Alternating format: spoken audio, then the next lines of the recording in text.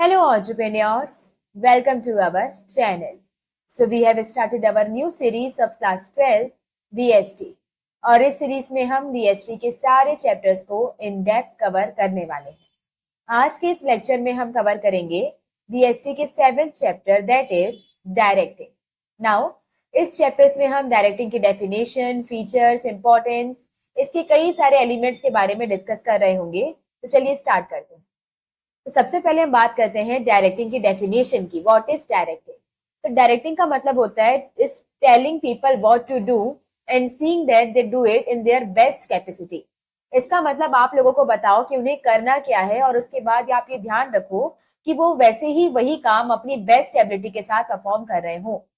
तो पहले आपको इंस्ट्रक्शन देना है और फिर देखना है कि जैसा आपने इंस्ट्रक्शन दिया वैसा ही काम हो रहा है। इस पूरी प्रोसेस को कहा जाता है डायरेक्टिंग। नाउ इसमें 4 चीजें आती हैं। पहले आता है instruction, guidance, inspiration and motivation. तो सबसे पहले आपको क्या करना होता है? इंस्ट्रक्ट करना होता है, फिर guide, inspire and motivate. Now instruction और गाइडेंस में फर्क क्या है? इंस्ट्रक्शंस देने होते हैं काम को शुरू करने से पहले।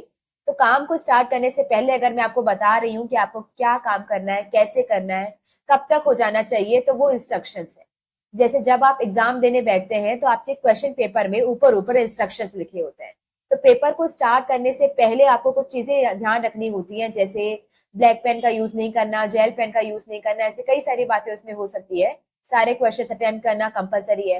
ये सब क्या है? इंस्ट्रक्शंस। इसके बाद काम को स्टार्ट करने के बाद अगर आप कहीं पर भी कंफ्यूज होते हैं, काम करने नहीं बन रहा है, तो बीच में आपको दिया जाता है गाइडेंस। तो जब आप काम परफॉर्म कर रहे हो और बीच में आपको सिखाया जाए कि नहीं ऐसे नहीं वैसे करना है, तो ये क्या होती है? गाइडेंस। जैसे जब आप पेपर स्टार्ट कर चुके होते हैं तब भी बीच में टीचर्स जो है वो गाइड करती है कि रोल नंबर यहाँ फिल करना, वैसे करना, ऐसे मत करना, लाइन्स यहाँ पे खींच देना, एक्सेट्रा। तो ये क्या है? आपकी गाइडेंस। फिर आता है इंस्पायरिंग। अब मान लो मेरी ऑर्गेनाइजेशन में मैंने इंस्ट्रक्शन दे दिए, उन्होंने काम जब शुरू किया, जहां जहां वो गलती कर रहे थे मैंने उन्हें सुधारा, गाइड किया। इसके बाद मैंने नोटिस किया कि वो ठीक से काम नहीं कर पा रहे हैं। जब वो ठीक से काम नहीं कर पा रहे होंगे तो मैं उससे पूछूंगी कि ऐसे क्या प्रॉब्लम है जो वो फेस कर रहे हैं, और उसके बाद मैं उन्हें इंस्पायर और मोटिवेट करूंगी ताकि वो बेटर तरीके से काम कर सके। और ये इंस्ट्रक्शन, गाइडेंस, इंस्पायरिंग और मोटिवेशन इसलिए होता है ताकि ऑर्गेनाइजेशन का गोल अचीव किया जा सके। तो इसका अल्टीमेटिव इसका मोटिव क्या है? आपका ऑर्गेनाइजेशन के गोल को अचीव करना। तो that was about the directing. इसके बाद वैसे हमें फीचर्स एंड देन इंपॉर्टेंस करनी चाहिए थी, बट हम पहले करेंगे elements, because by the time हम एलिमेंट्स कवर कर चुके होंगे तो फीचर्स एंड इंपॉर्टेंस आपके लिए ज्यादा आसान हो जाएगा। तो हम पहले एलिमेंट्स को कवर करते हैं। और डायरेक्टिंग के 4 एलिमेंट्स होते हैं। डायरेक्टिंग का पहला एलिमेंट होता है supervision, then motivation, then communication और फिर लीडरशिप। अगर आप इसको करेक्ट सीक्वेंस में अगर याद करना चाहें तो पहले मैं क्या करूंगी? पहले मैंने आपको काम जो दिया है ऑब्जर्व करूंगी कि क्या वो आप ठीक से काम कर रहे हो कि नहीं। तो मेरे ऑब्जर्व करने को कहा जाता है सुपरविजन। इसके बाद अगर आप वो ठीक से काम नहीं कर रहे होंगे तो मैं आपको अप्रोच करूंगी, मैं आपसे पूछूंगी कि आप काम ठीक से क्यों नहीं कर पा रहे हो, मतलब हमारे बीच में बातचीत होगी, उसे कहते हैं कम्युनिकेशन। देन कम्युनिकेट करने के बाद अगर आपने मुझे समझ में आ रहा है कि आप काम करना ही नहीं चाहते, आपको ठीक से वेजेस नहीं दिए जा रहे हैं, कोई प्रॉब्लम है, तो मैं आपको मोटिवेट करूंगी कि आप ठीक से काम करो। तो फिर आता है मोटिवेशन। और ये सब कुछ करने के बाद जब काम अचीव हो जाएगा, जब आपको सक्सेस मिल जाएगी, तो उसके बाद एक अच्छे लीडर की तरह मैं इसका क्रेडिट आप सबको दूंगी। तो काम खत्म हो जाने के बाद ऐसा नहीं कि ये सिर्फ मेरी वजह से हुआ है, I give the acknowledgement to all my employees. तो सबकी मेहनत से हुआ है, सबकी कॉन्ट्रीब्यूशन से हुआ है, ये चीजें दिखाना, उनको क्रेडिट देना, दैट इज अ लीडरशिप। अभी डिटेल में हम उन्हें देखेंगे कि क्या होता है। तो ये आप याद करेंगे पहले supervision, communication, motivation and leadership. Start करते हैं। सबसे पहला सुपरविजन। ये सबसे छोटा एलिमेंट है क्योंकि इसमें ज्यादा कुछ आपको याद नहीं करना, कोई इसके फीचर्स नहीं है, इंपॉर्टेंस नहीं है, नथिंग, सिर्फ इसकी डेफिनेशन। नाउ सुपरविजन 2 वर्ड से बना है। एक है वर्ड है सुपर और दूसरा है विजन। सुपर का मतलब होता है ओवर या फिर दूर से, from a distance, and vision का मतलब होता है सीइंग। तो सुपरविजन का मतलब होता है ओवर सीइंग या फिर दूर से नजर रखने को कहते हैं सुपरविजन। तो seeing activities of employees from over and above. तो दूर से या फिर ऊपर से अपनी एम्प्लॉयज की एक्टिविटीज पे नजर रखना। इसमें आप पहले उन्हें इंस्ट्रक्शन देते हो क्या काम करना है, फिर आप उन्हें गाइड करते हो, motivate, observe, sorry, monitor and observe, motivate नहीं है, मॉनिटर करते हो, ऑब्जर्व करते हो कि वो ठीक से काम कर रहे हैं या नहीं, इस पूरी प्रोसेस को कहा जाता है सुपरविजन। जैसे जब आप एग्जाम दे रहे होते हैं तब इंस्ट्रक्शंस और गाइडेंस देने के बाद जो टीचर होती है वो क्या करती है, सिर्फ ऑब्जर्व करती है कि जैसा कहा गया है आप वैसा ही कर रहे हो या नहीं। कहीं को आपने गलती से गलत जगह पे तो रोल नंबर नहीं लिख दिया, आपने गलती से रेड पेन तो यूज नहीं की, या ऐसे कोई भी इंस्ट्रक्शंस जो मना किए गए थे आपने वो काम किया या नहीं, तो वो ऑब्जर्व कर रही है, उसे हम क्या कहते हैं, सुपरविजन। ओके, तो ओवरसीइंग एम्प्लॉयज की एक्टिविटीज को दूर से उस पर नजर रखने को कहा जाता है सुपरविजन। तो ये पहला एलिमेंट था, यहीं पे खत्म होता है। अच्छा, यहाँ पर सुपरवाइजर कौन होता है? सुपरविजन की प्रोसेस को जो पर्सन परफॉर्म करे उस पर्सन को कहा जाता है सुपरवाइजर। ओके, एंड अगर आपको याद हो तो ये सुपरवाइजर कौन से लेवल पे काम करता है? बॉटम लेवल, क्योंकि एम्प्लॉयज की एक्टिविटीज पे नजर रखना है तो एम्प्लॉयज के साथ कौन जुड़ा होता है? बॉटम लेवल के मैनेजर्स। फिर हम बात करते हैं सेकेंड एलिमेंट की, जिसे हम कहते हैं मोटिवेशन।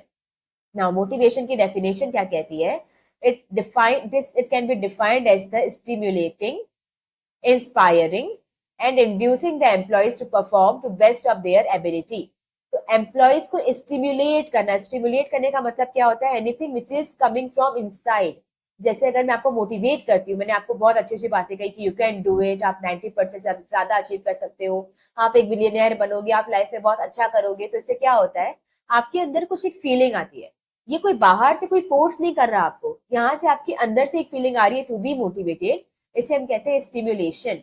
इंस्पायर करना, जब आप किसी और को देखते हो और ये सोचते हो कि इसके जैसा बनना है, तो वो है inspiration.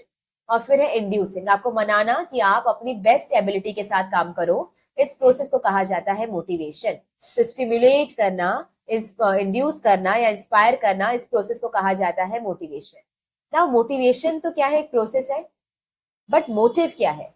Motive is the end result for which motivation is given.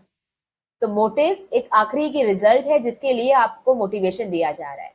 तो अगर आप मेरी कंपनी में काम कर रहे हैं और मैं आपको मोटिवेट कर रही हूँ कि आप अच्छे से काम करिए ताकि हम इस ऑर्गेनाइजेशन का गोल अचीव कर पाए, 50% प्रॉफिट अर्न कर पाए, तो यहाँ पे मोटिव क्या हो जाएगा? 50% प्रॉफिट। अगर मैं एज अ टीचर आपको मोटिवेट कर रही हूँ कि आप बहुत अच्छे से पढ़ाई करो, हमें 90% से ऊपर लाना है, तो यहाँ पे हमारा मोटिव क्या हो जाएगा? 90%। तो motive is the end result जिसके लिए हम मोटिवेशन देते हैं। फिर आता है मोटिवेटर। ये आपको कंफ्यूज कर सकता है कि आप इसे, जैसे सुपरवाइजर, सुपरविजन जो करता है वो सुपरवाइजर, वैसे ही मोटिवेट जो करता है वो मोटिवेटर, ऐसा नहीं है। तो पर्सन को मोटिवेटर नहीं कहा जाता है। मोटिवेटर इज द टेक्निक जिसके थ्रू आपको मोटिवेट किया गया है। इसका मतलब अगर मैंने आपसे कहा कि अगर आपने 12th बोर्ड में 90% अचीव कर लिया तो मैं आपको 25,000 रुपीज का इनाम दूंगी, तो यहाँ पे मैंने आपको मोटिवेट दिया, तो मैं मोटिवेटर नहीं हूँ। यहाँ पे मैंने टेक्निक कौन सी यूज की? 25,000 देने की बात कही, तो यहाँ पे मोटिवेटर क्या है? 25,000। अगर मैंने आपसे कहा कि आप ये मेरी कंपनी के अगर 20% प्रॉफिट्स को अचीव करने में आपने मेरी हेल्प करी, तो मैं आपको बोनस में 5,000 रुपीज दूंगी, तो यहाँ पे मोटिवेटर इज 5,000 रुपीज, है ना। और आपका मोटिव क्या हो जाएगा? प्रॉफिट, क्योंकि आपको प्रॉफिट के लिए काम करना है, और इस पूरी प्रोसेस का नाम क्या हो जाएगा? Motivation. Okay, about the features of motivation. और फीचर्स ऑफ मोटिवेशन को आप याद रख सकते हो विद द ट्रिक पापा प्लीज गिव कोल्ड ड्रिंक। पापा प्लीज गिव कोल्ड ड्रिंक। पापा, अपनी इनिशियल्स देखोगे, पापा के पी से आप याद करोगे साइकोलॉजिकल फिनोमेना। और साइकोलॉजिकल फिनोमेना का मतलब होता है कि मोटिवेशन एक इंटरनल फीलिंग है जो अंदर से आती है, जो आपके माइंडसेट में होती है। It can not be forced by outside. तो आपको यहाँ बाहर से कोई फोर्स नहीं कर सकता कि जैसे आपके पास 5 मिनट है, जल्दी से मोटिवेट हो जाओ। It doesn't work like that. तो यहाँ पर ये फोर्स नहीं किया जा सकता है, ये आपकी इंटरनल फीलिंग है, ये अंदर से ही आनी चाहिए। और अगर आपकी इंटरनल स्टेट चेंज नहीं हो रहा है तो फर्क नहीं पड़ता कोई कितनी देर तक ही आपको से बातें करते रहे, मोटिवेट करते रहे, आप मोटिवेट नहीं होंगे। तो it is a internal feeling which can not be forced on the employees. इसे फोर्स नहीं किया जा सकता है। और ये इंटरनल फीलिंग कब इन्फ्लुएंस होगी? ये डिपेंड करता है आपकी नीड के ऊपर। ओके, तो अगर मान लो मुझे आपको नीड है पैसों की, तो आपको मोटिवेशन भी पैसा ही दे सकता है। अगर आपको नीड है मान लो घर की, तो आपको मोटिवेशन घर देगा। अगर आपको नीड है एक जॉब की, तो आपको जॉब ही मोटिवेशन देगा। तो आपको किस चीज की जरूरत है, आपको वो चीज मोटिवेट करती। फिर हम बात करते हैं positive as well as negative. Now motivation में जो आप मोटिवेटर्स यूज करते हो techniques, they can be positive as well as negative. Positive का मतलब क्या होता है कि अगर आपने कुछ काम किया तो आपको कुछ इंसेंटिव दिए जाएंगे, ऑफर दिए जाएंगे। लेकिन अगर आपने ये काम नहीं किया तो आपको पनिशमेंट दी जाएगी, दैट इज नेगेटिव। ओके, तो पॉजिटिव मोटिवेटर जैसे कि प्रमोशन, कि आपको एक हायर स्टेज से देंगे। अगर अभी आप क्लर्क के लेवल पे काम कर रहे हो तो हम आपको मैनेजर बना देंगे, हम आपको प्रमोट कर देंगे। फिर आता है इंक्रीमेंट, कि आपकी सैलरी बढ़ा देंगे। अगर आपने अच्छे से काम किया तो अगले साल से आपको 20% इंक्रीमेंट मिल जाएगा। फिर आता है बोनस, अगर आपने इस महीने अच्छे से काम किया तो आपको दिवाली का एक्स्ट्रा बोनस मिलेगा। या फिर रिस्पेक्ट, इज्जत मिलेगी, रिकॉग्निशन, मतलब आपने अगर कुछ भी काम किया तो आपको उसकी पहचान मिलेगी, जैसे employees of the year award वगैरह होते हैं, उसको रिकॉग्निशन वगैरह देने के लिए। तो ये सारी चीजें क्या है, पॉजिटिव मोटिवेशन है। इसका मतलब ये आपको पॉजिटिवली मोटिवेट करती है। फिर अगर पहले आपने पॉजिटिव मोटिवेटर को यूज किया, लेकिन इसके बाद भी अगर एम्प्लॉयज की परफॉर्मेंस इंप्रूव नहीं होती है पॉजिटिव मोटिवेटर से, फिर यूज किए जाते हैं negative motivators, like warnings, like issue of memo, demotion, stopping increments etcetera. Warning तो पता ही है ना, चेतावनी देना। इश्यू ऑफ मेमो क्या होता है, जैसे ये एक वार्निंग कार्ड्स होते हैं, जैसे आपने कोई पहली गलती की तो आपको एक ऑरेंज कार्ड दे दिया जाएगा, फिर आपने दूसरी गलती की तो येलो कार्ड दे दिया जाएगा, तीसरी गलती करने पे रेड कार्ड दिया जाएगा, वो फाइनल कार्ड होता है, इसके बाद आपको निकाल दिया जाएगा। तो ये इश्यू ऑफ मेमो क्या है, नेगेटिव मोटिवेट। फिर डिमोशन, आपको अपने पद से नीचे वाली पोजीशन दे दी, या फिर आपकी इंक्रीमेंट से रोक दिया, बाकी सबका इंक्रीमेंट हो रहा है, बस आपका नहीं हो रहा है। तो पॉजिटिव मोटिवेटर्स होते हैं जो आपको पॉजिटिवली मोटिवेट करते हैं, आपको कुछ इनाम देने की बात होती है। जबकि नेगेटिव मोटिवेटर्स पनिशमेंट की तरह होते हैं, पहले पॉजिटिव दिया जाता है, अगर फिर भी आपने अपनी परफॉर्मेंस इंप्रूव नहीं की तो फिर नेगेटिव यूज किए जाए। ठीक है, फिर आता है तीसरा, goal oriented behaviour. Now motivation दिया ही इसलिए जाता है ताकि ऑर्गेनाइजेशन का गोल अच्छे से अचीव हो पाए। तो अगर आपने किसी पर्सन को मोटिवेट कर दिया है और वो हो चुका है, तो a motivated person can perform in a better way to achieve the goal than a person who is not motivated और डीमोटिवेटेड। तो अगर एक डीमोटिवेटेड पर्सन है तो उसके कंपैरिजन में मोटिवेटेड पर्सन ज्यादा अच्छे से काम करेगा टू अचीव द गोल। तो यहाँ पे मोटिवेशन इसीलिए दिया जाता है ताकि आप गोल को आसानी से या अच्छे से अचीव कर पाओ। अगर आपने किसी इंसान को मोटिवेट किया तो वो ऑब्वियसली डीमोटिवेटेड पर्सन के कंपैरिजन में बेटर काम करेगा और गोल को जल्दी अचीव करेगा। साथ ही में अगर आपने किसी को मोटिवेट कर दिया है तो अब आपको उसे सुपरविजन और डायरेक्शन देने की भी जरूरत नहीं। जैसे अगर मैंने एग्जामिनेशन हॉल में एक बार मोटिवेट कर दिया है कि आप बहुत अच्छे से परफॉर्म कर सकते हो, आपको किसी पर डिपेंड होने की जरूरत नहीं है, आप भले फेल भी हो जाओ पर अपनी मेहनत से हो, किसी और की चीटिंग नहीं करनी चाहिए। आपके अंदर कम से कम एक कॉन्फिडेंस रहेगा कि आपने अपने मेहनत से किया है, अपने बलबूते पे किया है, एक्सेट्रा एक्सेट्रा। अब मैंने बहुत सारा मोटिवेशन दे दिया। अब अगर सारे लोग मेरे मोटिवेशन से मोटिवेट अगर हुए हैं, they are motivated with my speech, तो अब मुझे उन्हें देखने की, सुपरवाइज करने की या गाइड करने की भी जरूरत नहीं है। वो अपने आप अपना काम खुद से ही करेंगे, किसी और की चीटिंग नहीं करेंगे। तो अगर आपने एक बार किसी को मोटिवेट किया है तो motivated person need no supervision और डायरेक्शन, वो अपने आप अपना काम ठीक से ही करेगा। जैसे अगर पेरेंट्स ने अपने बच्चों को मोटिवेशन दिया है कि उनको अच्छे से पढ़ना ही चाहिए, पढ़ना पड़ेगा, या फिर नहीं पढ़ना चाहिए, पढ़ेगा तो फोर्स हो गया, उन्हें अच्छे से पढ़ना चाहिए, क्या क्या अचीव कर सकते हैं पढ़ाई के साथ, अगर वो मोटिवेट हो चुके हैं इस स्पीच से, तो अब उनको बार बार देखने की जरूरत नहीं है कि कहीं वो फोन तो नहीं चला रहा, कहीं वो मूवी देखने तो नहीं जा रहा, कहीं वो दोस्तों के साथ बंक तो नहीं मारा, ये सब देखने की जरूरत नहीं है, वो अपने आप ही अच्छे से काम करेगा। फिर आता है कॉम्प्लेक्स प्रोसेस। नाउ मोटिवेट करना किसी को बहुत आसान नहीं है, it is a difficult process, because कोई इंसान कैसे मोटिवेट होगा ये डिपेंड करता है उसकी नीड पर। ओके, तो मोटिवेट करने के लिए आपको उनकी नीड्स पता होना जरूरी है, और किसी और की नीड को एग्जैक्टली पता लगा पाना बहुत डिफिकल्ट प्रोसेस होता है।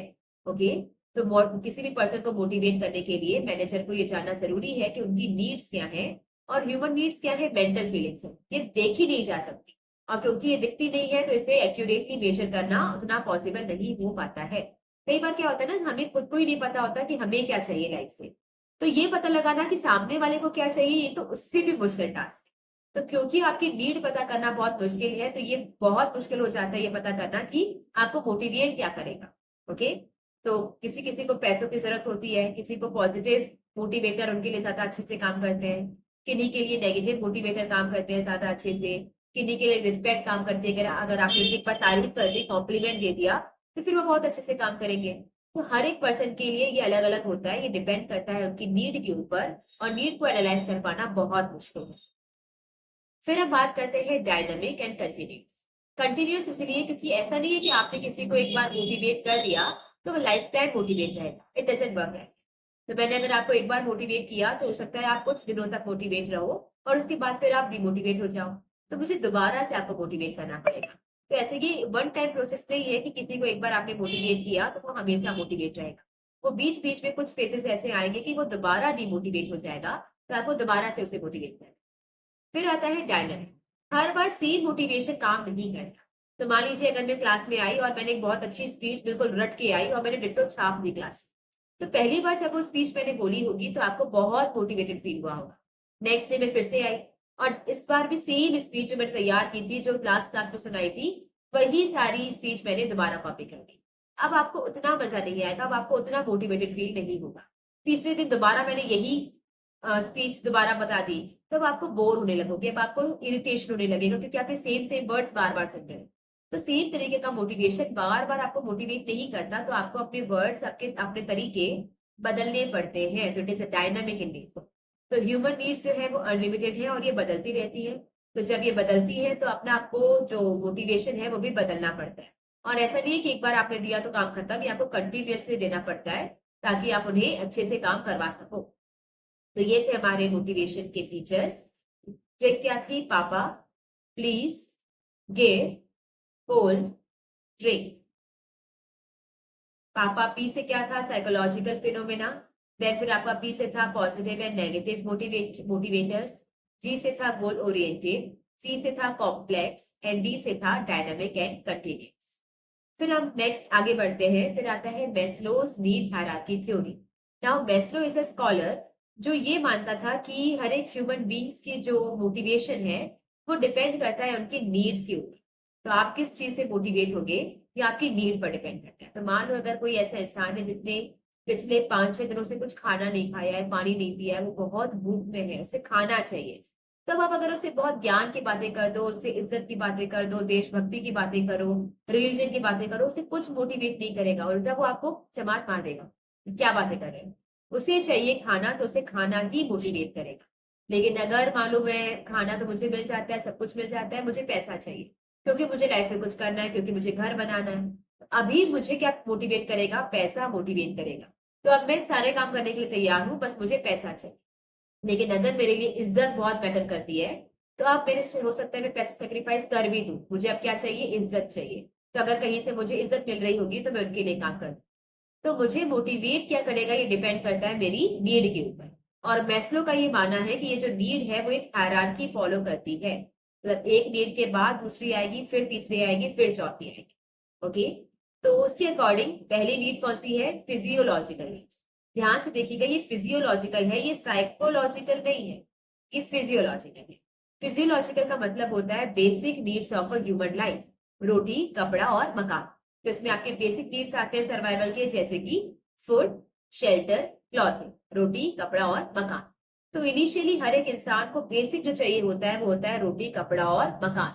और जिसकी ये नीड्स बहुत हायर होती है उन्हें मोटिवेट क्या कर सकता है? पैसा। क्योंकि पैसों से ये सारी चीजें अरेंज की जा सकती हैं, तो उसे पैसा ज्यादा मोटिवेट करेगा। तो अगर आप उसे पैसे ऑफर करोगे तो वो मोटिवेट हो जाएगा। फिर हम बात करते हैं सेकेंड, वो आती है safety and security needs. Safety and security needs की का मतलब होता है कि अगर किसी की फिजियोलॉजिकल नीड्स पूरी हो गई है, मतलब प्रेजेंट में उसे खाना मिल रहा है, कपड़े मिल रहे हैं, रहने के लिए घर है, शेल्टर है, सब कुछ अच्छा है, तो उसके बाद उसकी नेक्स्ट नीड कौन सी आएगी? Need for the future.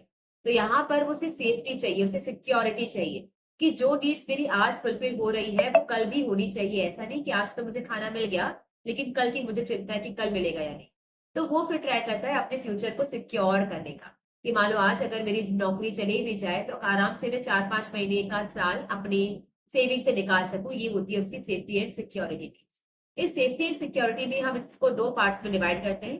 पहला आता है फिजिकल और फिर आता है इकोनॉमिकल सेफ्टी।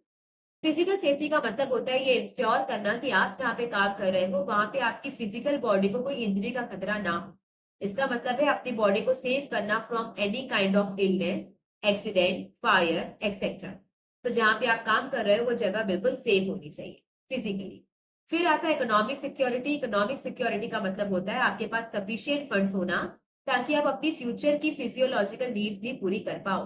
तो आज तो आपके पास रोटी है, कपड़ा है और मकान है, लेकिन फ्यूचर में भी आपके पास ये होना चाहिए, इसकी चिंता नहीं होनी चाहिए, ये आपकी सेकेंड नीड होती है। तो फिजियोलॉजिकल नीड के बाद आप अपने फ्यूचर को सिक्योर करने के बारे में सोचते हो, क्योंकि जो आज आपकी फिजियोलॉजिकल नीड्स है वो फ्यूचर में भी सेटिस्फाई होनी चाहिए। ये फिजिकल नीड्स, फिजिकल सिक्योरिटी का मतलब होता है फिजिकली बॉडी को सेफ रखना, और इकोनॉमिकल सिक्योरिटी का मतलब होता है पैसा इतना हो कि फ्यूचर में भी चिंता ना करनी पड़े। अब जिसकी सेफ्टी सिक्योरिटी नीड्स पूरी हो चुकी होती है, फिर उसकी तीसरी नीड्स आती है सोशल एफिलिएशन और बिलोंगिंग नीड्स। सेम नहीं है। सोशल नीड्स का मतलब क्या होता है, मान लो मैं किसी कंपनी में काम करती हूँ जहां मुझे अच्छी खासी सैलरी मिल रही है, आज तो मेरे पास रोटी कपड़ा मकान है ही, साथ ही मैं अपने फ्यूचर को भी सिक्योर कर चुकी हूँ कि अगर मैं आज ये नौकरी छोड़ भी देती हूँ या आज ये बिजनेस छोड़ भी देती हूँ तो भी मैं आराम से अपनी जिंदगी काट सकती हूँ, तो मुझे फ्यूचर की भी चिंता नहीं है। इसके बाद नेक्स्ट नीड क्या आती है, सोशल नीड। इसका मतलब है need for love, affection, companionship और फ्रेंडशिप। तो दोस्ती की, प्यार की, अफेक्शन की, इसकी नीड स्ट्रॉन्ग हो जाती है। तो फिर आप जिस भी कंपनी में काम कर रहे हो वहां के लोगों के साथ टाई अप करना, उनके ग्रुप्स के साथ जुड़ना, उनके साथ दोस्ती करना आपको बहुत पसंद होता है, फिर आप उनके लिए कुछ भी कर सकते हैं। इस नीड्स को फुलफिल करने के लिए मैनेजर पैसा नहीं देता ऑब्वियसली। अब आपको दोस्ती चाहिए तो आपको पैसा मोटिवेट नहीं कर सकता। तो मॉनेटरी इंसेंटिव किसके लिए थे, फिजियोलॉजिकल के लिए, जिनको रोटी कपड़ा मकान चाहिए और जिनको फ्यूचर सिक्योर करना था, सेफ्टी एंड सिक्योरिटी। लेकिन सोशल नीड्स अगर आ गई है तो अब आपको पैसा मोटिवेट नहीं करेगा, तो यहाँ पर आपको मोटिवेट करने के लिए जो मैनेजर्स हैं वो टीम वर्क प्रमोट करें। तो आपको अकेले को कुछ काम नहीं देंगे, आपकी टीम को एक काम देंगे ताकि आप उनके साथ जब काम करो तो आपकी दोस्ती डेवलप। इसके अलावा कुछ formal and informal get togethers करेंगे, पार्टीज वगैरह ऑर्गेनाइज करेंगे जहां पे आप और इनफॉर्मल काम के अलावा भी बातचीत कर सकते हो, जहां पे आप एक दूसरे से घुल मिल सकते हो। इससे भी आपको मोटिवेशन मिलेगा। एक बार आपकी दोस्ती भी हो गई, लव एफिलिएशन नीड्स पूरी हो गई, तो फिर आता है self esteem needs. Self esteem needs का मतलब ये है कि अब मेरी दोस्ती हो चुकी है, लेकिन अब मुझे क्या चाहिए कि उस ग्रुप में मेरी इज्जत, मेरी रिस्पेक्ट हो, रिकॉग्निशन हो। तो सेल्फ एस्टीम का नीड मतलब होता है रिस्पेक्ट एंड रिकॉग्निशन। आप मुझे चाहिए कि अगर मैं कहीं किसी पार्टी में ना जाऊं तो मेरे दोस्त भी ना जाए, अगर मेरे साथ कुछ गलत हो रहा हो तो मेरे दोस्त आवाज उठाए, अगर मैं किसी भी महफिल में शामिल ना हूं तो दोस्तों को मजा ही नहीं आए, वो मेरी इज्जत करे, मुझे पहचाने। जिस कंपनी में मैं काम कर रहा हूँ ऐसा ना हो कि सीईओ आकर कल को पूछे कि आप कौन, उसे पता होना चाहिए कि मैं उसकी कंपनी में काम कर रहा हूँ और मैं कितना वैल्यूएबल, और मेरी एब्सेंस से लोगों को फर्क पड़ने लग जाए। ये रिस्पेक्ट एंड रिकॉग्निशन की जो नीड है, इसे हम कहते हैं सेल्फ एस्टीम। यहाँ पर ये किस्में कॉमन होती है जो हायर लेवल के एम्प्लॉइज हो। अब इनको पैसा मिल चुका है, इनकी दोस्तियां हो चुकी है, अब उसको इज्जत चाहिए, इन्हें चाहिए कि मेरी एब्सेंस से लोगों को फर्क पड़ना चाहिए। फिर आता है कि ये किससे आप फुलफिल किया जा सकता है, किससे आपको मोटिवेशन दिया जा सकता है। अगेन यहाँ पे पैसा काम नहीं करेगा, नॉन मॉनेटरी इंसेंटिव्स आपको देने पड़ेंगे। क्या होते हैं ये हम आगे बढ़ेंगे। फिर आता है सेल्फ एक्चुअलाइजेशन नीड। अब now imagine, imagine a life जहाँ पे आपकी फिजियोलॉजिकल नीड्स फुलफिल है, आपके पास खाना है, आपके पास अच्छे अच्छे कपड़े हैं, आप जहां चाहो वहां जाके रह सकते हो, बहुत अच्छी लाइफ है, आपको फ्यूचर की भी चिंता करने की जरूरत नहीं है। आपने इतने पैसे कमा के रखे हैं कि अगर आपकी आज जॉब चली भी जाए तो आसानी से आप अपनी पूरी जिंदगी बिता सकते हो अपनी सेविंग्स के साथ, कोई फ्यूचर की चिंता नहीं है, फ्यूचर इज सेफ। इसके अलावा आपके सारे दोस्त हैं, आपके कई सारे रिश्तेदार हैं, आपके पास प्यार है, आपके पास दोस्ती है, सब कुछ है। फिर उस दोस्ती में आपकी इज्जत भी है, लोग मर मिटने के लिए तैयार है आपके लिए। आप 3 बजे कॉल करो वो 3 बजे आ जाएंगे, आपकी बहुत इज्जत है, आपकी बहुत रिकॉग्निशन है, आपकी कंपनी आपकी बहुत वैल्यू करती है। इसके बाद आपको क्या चाहिए, इसके बाद आता है self actualisation need. Self actualisation का मतलब होता है रियलाइजिंग और reaching the aim of your life, to achieve what you wanted to achieve in life. अपनी जिंदगी में आप जो करना चाहते थे वो करना इज सेल्फ एक्चुअलाइजेशन। जैसे मैं चाहती थी कि मैं अपने मरने से पहले मेरे पास मैं एक हॉस्पिटल बना के जाऊं, मैं बच्चों के लिए एक स्कूल बना के जाऊं जो फ्री में उन्हें एजुकेशन दे, या फिर मैं अपने लिए घर बना के जाऊं, कुछ भी जो मैं चाहती थी लाइफ से अचीव करना, उसे अचीव कर लेना इज सेल्फ एक्चुअलाइजेशन। ओके, तो जब एम्प्लॉय वो बच जाता है जो वो बनना चाहता था, इसका मतलब ये है कि उसने अपनी सेल्फ एक्चुअलाइजेशन नीड पूरी करनी है, मतलब to be fully satisfied with your life. तो ये थी मैस्लो की 5 hierarchy, physiological, safety security, social, self esteem, self actualisation. Now it is very obvious कि जरूरी नहीं है कि हर एक इंसान की सारी नीड्स फुलफिल हो रही है। कई सारे ऐसे लोग होंगे जो फिजियोलॉजिकल नीड्स में रहते रहते उनकी लाइफ खत्म हो गई, एंड तक उनको रोटी कपड़े और मकान भी नहीं मिलेंगे। कई सारे आपने ओल्ड एज पीपल देखे होंगे जो सड़क पे होते हैं, जिनके पास अपना घर नहीं है, खाना नहीं है, अच्छे कपड़े नहीं है, तो जरूरी नहीं है कि आप अपनी लाइफ में पूरी स्टेजेस देख पाओ। कई लोगों के पास फिजियोलॉजिकल नीड्स नहीं होती है, कई लोग जो है वो सेफ्टी सिक्योरिटी तक ही अपनी लाइफ खत्म कर देते हैं, कुछ लोग दोस्ती में आते हैं, इज्जत में आते हैं और फिर सेल्फ एक्चुअलाइजेशन अचीव नहीं कर पाते। तो जरूरी नहीं है कि हर एक की लाइफ में सारी ही नीड्स फुलफिल हो जाए, लेकिन एक के बाद दूसरी आएगी ये कंफर्म। आगे बढ़ते हैं। अब ये जो थ्योरी है इसके कुछ असम्पशंस हैं। तो मैस्लो ने कुछ असम्पशंस माने हैं, जिसमें पहला है कि behaviour of people depends upon the need. तो आपको कौन सी चीज मोटिवेट करेगी, क्या आपका बिहेवियर होगा या आपकी नीड पर डिपेंड है। फिर आता है दूसरा कि ये जो नीड्स है वो एक हायरार्की फॉलो करती है। मतलब पहले फिजियोलॉजिकल नीड्स ही आएंगी, उसके बाद सेफ्टी आएंगी, उसके बाद सोशल, फिर सेल्फ एस्टीम, फिर सेल्फ एक्चुअलाइजेशन। तो आपका बिहेवियर नीड पे डिपेंड करता है और नीड एक हायरार्की फॉलो करती है। फिर आता है कि एक satisfied need can no longer motivate a person. एक बार एक नीड आपकी फुलफिल कर दी जाए तो वो आपको और मोटिवेट नहीं करेगा। तो मुझे कार चाहिए थी, मुझे बहुत बेसब्री से मुझे मेरी जरूरत है कि मुझे मेरे पास एक कार हो। तो जब तक वो मेरे पास नहीं होगी तब तक वो मुझे मोटिवेट करेगी कि हाँ मुझे ये चाहिए, तो इसके लिए जो काम करना है मैं कर लूंगी। लेकिन द मोमेंट मैंने इसे अचीव कर लिया, अब यही चीज मुझे और मोटिवेट नहीं कर सकती। तो आपको अगर एक नीड आपकी फुलफिल हो चुकी है तो वो आपको और मोटिवेट नहीं करती है। जैसे मैं एज्यूम कर रही हूँ, अगर आप यूट्यूब पे ये वीडियो देख रहे हो तो आपकी फिजियोलॉजिकल नीड्स फुलफिल होगी, आपके पास खाना है, आपके पास अच्छे कपड़े हैं, आपके पास छत है, घर है रहने के लिए। तो खाना आपको मोटिवेट नहीं करेगा। अब अगर आपको कोई कह दे कि मेरा ये काम कर दे, मैं तेरे को खाना खिलाऊंगा, तो वो चीज आपको मोटिवेट नहीं करेगी क्योंकि वो नीड आपकी फुलफिल्ड है। वही अगर मैं किसी छोटे बच्चे को जिसने 3 दिन से खाना ना खाया हो, उसे मैं कह दूं कि बेटा ये काम कर दो, मैं आपको खाना खिला दूंगी, वो कर देगा। उसके लिए खाना मोटिवेटर होगा। तो यहाँ पर एक नीड है जो फुलफिल हो चुकी है, वो आपको और मोटिवेट नहीं करता। फिर आता है कि एक पर्सन अपनी नेक्स्ट नीड पर तभी जाता है जब प्रीवियस वाली नीड फुलफिल हो चुकी होती है। तो a person move to next and higher level of need only when the lower need is satisfied. तो सेफ्टी सिक्योरिटी नीड तभी आएगी जब पेट भरा हो, फिजियोलॉजिकल नीड्स पूरी। दोस्ती करने की इच्छा भी तब होगी जब फ्यूचर थोड़ा सिक्योर्ड हो, मतलब कल के खाने पीने की चिंता ना हो। फिर सोशल नीड्स के बाद अगर आपकी रिस्पेक्ट की नीड तभी आएगी जब आपकी कुछ जाने पहचाने वाले लोग हो, फ्रेंडशिप आपकी हो। और self actualisation need self esteem के बाद। ओके, तो यहाँ पर एक जो नीड्स है वो हायरार्की फॉलो करती है। आप अगेन टॉपिक से हटकर आपको ऐसा लग सकता है कि यार हमारा तो फ्यूचर सिक्योर नहीं है या फिर हमारी अच्छी दोस्ती नहीं है, लेकिन फिर भी हम इस बारे में सोचते तो है कि हमें लाइफ से क्या अचीव करना है, तो सेल्फ एक्चुअलाइजेशन में तो हम जा ही रहे हैं। तो ऐसा नहीं है, ये आपकी नीड नहीं, ये आपकी सिर्फ ख्वाहिश है। ख्वाहिश और नीड में फर्क होता है। तो कभी कभी मैं लाइफ में से सोच सकती हूँ कि भाई मेरे पास भले मेरा कल का कोई ठिकाना ना हो, लेकिन फिर भी मैं सोच रही हूँ कि एक दिन मैं मिलियनेयर बनूंगी, फिर मैं घर बनवाऊंगी, फिर मैं हॉस्पिटल बनाऊंगी, बच्चों के लिए स्कूल्स बनाऊंगी। ये मैं सोच रही हूँ, पर अभी अर्ज नहीं है कि मुझे अभी करना है, नीड नहीं है। तो need is a stronger feeling जो आपको अभी के अभी चाहिए। तो वो नीड नहीं आती है। नीड वो स्ट्रॉन्ग कब होगी जब मेरी उसके पहले की नीड्स फुलफिल हो चुकी है। बाकी ख्वाहिश में या ड्रीम्स में तो आप कुछ भी देख सकते हो, वो अलग बात है। वो कोई हायरार्की फॉलो नहीं करता, नीड कर। फिर हम बात करते हैं कि मोटिवेटर्स क्या होते हैं, कौन कौन से इंसेंटिव्स है जिससे आप मोटिवेट कर सकते हैं। तो मोटिवेटर्स या फिर जो मोटिवेशन की टेक्निक्स है, आप उसे 2 पार्ट्स में डिवाइड करते हो। पहला आता है फाइनेंशियल या फिर मॉनेटरी इंसेंटिव, पैसा देकर आप उसे मोटिवेट कर सकते हैं। तो इनमें आपके पहले इंसेंटिव आते हैं पे एंड अलाउंस। पे एंड अलाउंस का मतलब क्या होता है कि आप उन्हें रेगुलर सैलरी दो एंड रेगुलर इंक्रीमेंट दो, तो वो मोटिवेट हो जाएंगे। तो अगर मैं किसी कंपनी में काम कर रही हूँ और मुझे वहां पे रेगुलर पेमेंट मिल जाती है, मतलब मुझे पता है कि हर महीने की पहली तारीख को पैसा मिलना चाहिए, तो मुझे मांगना नहीं पड़ता, हर महीने की पहली तारीख को मेरी सैलरी आ ही जाती है। तो ये मेरे लिए मोटिवेटर है। दूसरा है फिर रेगुलर इंक्रीमेंट्स मिलना। अगर इस साल में महीने का 40,000 कमा रही हूँ तो अगले साल एक महीने का 50,000 हो जाना चाहिए। तो रेगुलरली अगर आपको इंक्रीमेंट दिया जाए तो आप उससे मोटिवेटेड होना होंगे। तो पहला होता है पे एंड अलाउंस, रेगुलर सैलरी देना और रेगुलर इंक्रीमेंट्स देना इन द सैलरी। फिर आता है प्रॉफिट शेयरिंग।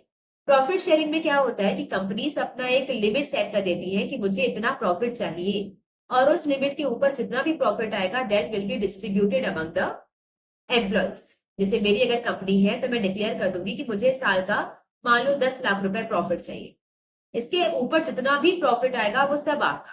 तो अब यहाँ पे क्या है, ये प्रॉफिट शेयरिंग उन्हें मोटिवेट करेगी कि वो बहुत काम करें, बहुत हार्डवर्क करें, ताकि मेरी कंपनी का जो प्रॉफिट है वो कम से कम 15-20 लाख आए, ताकि जो बचा हुआ प्रॉफिट है, एक्सेस प्रॉफिट है, वो उनमें डिस्ट्रीब्यूट किया। तो यहाँ पर क्या है, कंपनीज एक परसेंटेज फिक्स करती है प्रॉफिट का। If the profit exceed that percentage, इस परसेंटेज से ज्यादा प्रॉफिट आ गया तो वो प्रॉफिट डिस्ट्रीब्यूट किया जाएगा अमंग द एम्प्लॉइज। तीसरा तरीका है को पार्टनरशिप। जब आप प्रॉफिट शेयरिंग कर रहे हो तो आपने उन्हें ओनरशिप के राइट्स दे दिए, आपने सिर्फ उन्हें प्रॉफिट बांटे हैं, वो भी अगर एक्स्ट्रा हुए तो। को पार्टनरशिप का मतलब क्या होता है कि आपने उनको अपनी कंपनी के शेयर्स दे दिए, स्टॉक्स दे दिए as at a lesser price than the market.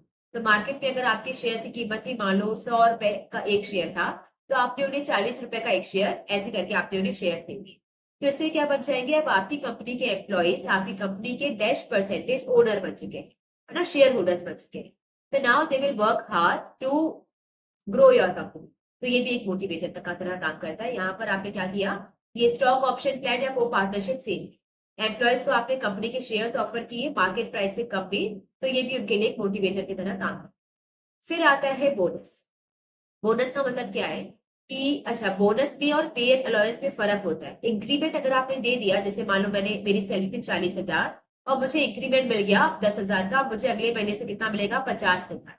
तो ये रेगुलरली मिलेगा, ऐसा नहीं कि वन टाइम पेमेंट, एक बार 50 मिलेगा फिर 40 मिलने लगेगा। नो, इंक्रीमेंट परमानेंट होता है। अगर आज की मेरी सैलरी 50,000 है तो आज के बाद हर महीने मुझे 50,000 मिलेंगे।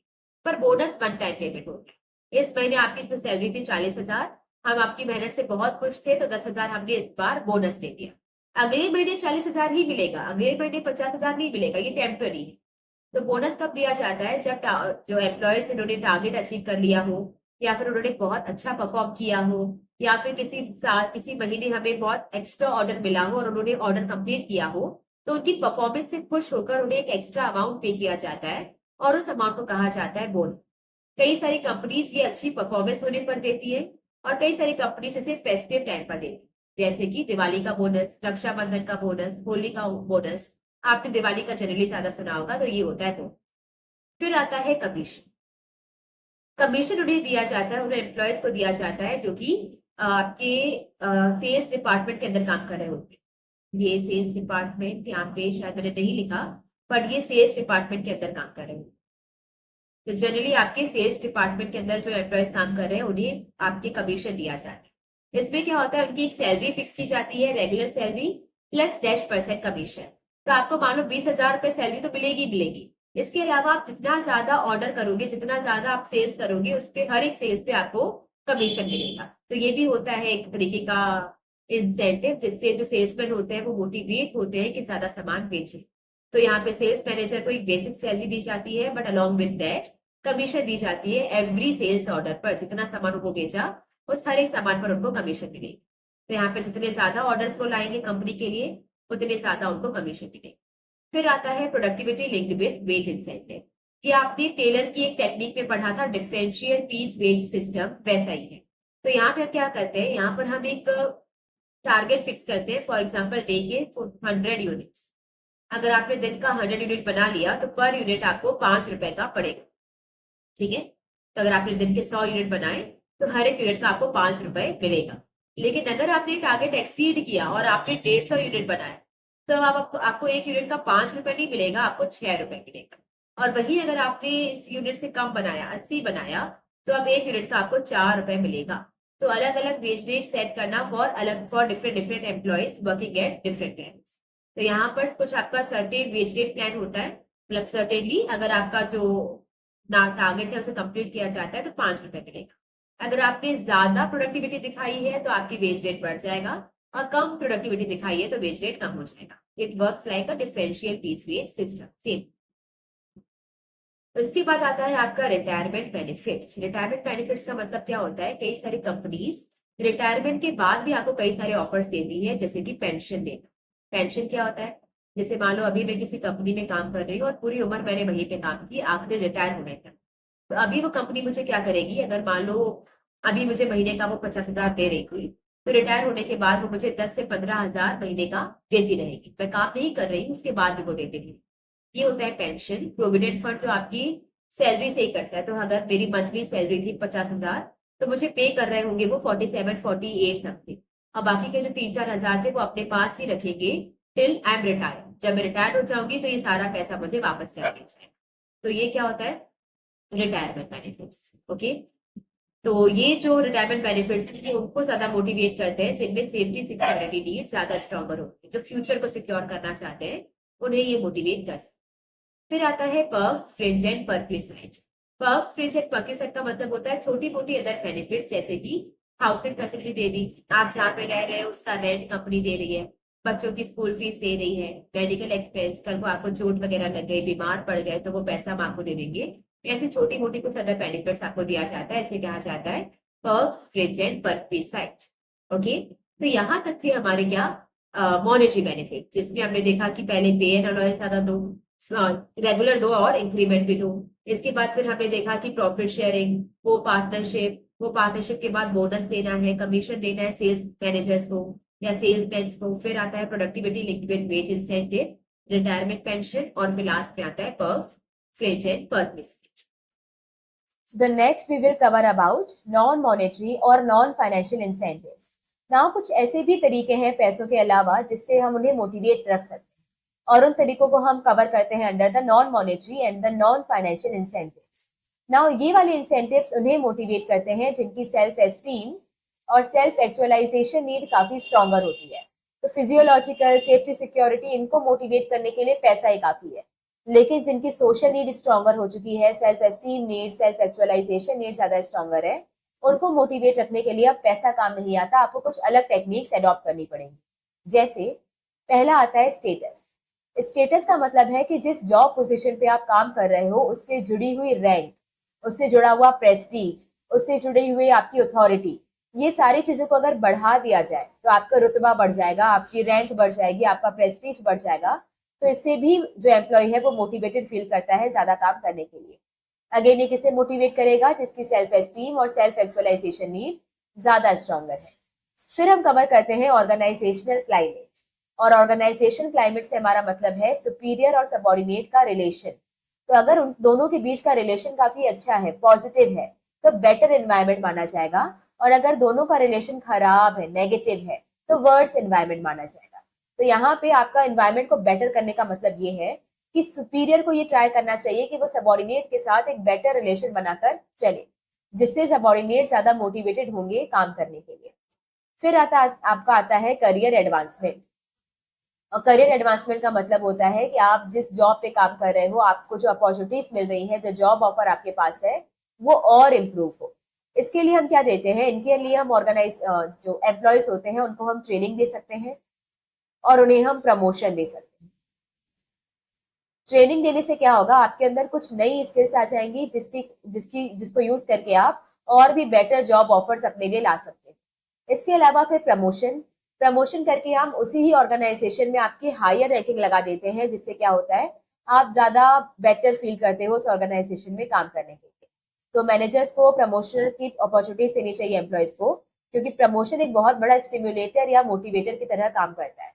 तो जब एम्प्लॉयज को पता होता है कि हम में से किसी इंसान को मोटिवेट करके मैनेजर या सुप्रीम जो पोस्ट है वो मिलने वाली है, तो वो ज्यादा हार्डवर्क करते हैं उसे अचीव करने के लिए। फिर हम बात करेंगे जॉब एनरिचमेंट। जॉब एनरिचमेंट का मतलब होता है कि जब एक एम्प्लॉय बार बार रोजाना वही रूटीन जॉब परफॉर्म करते करते बोर हो जाता है, तो हम उसे कुछ चैलेंजिंग जॉब्स देते हैं, कुछ नई जॉब्स देते हैं।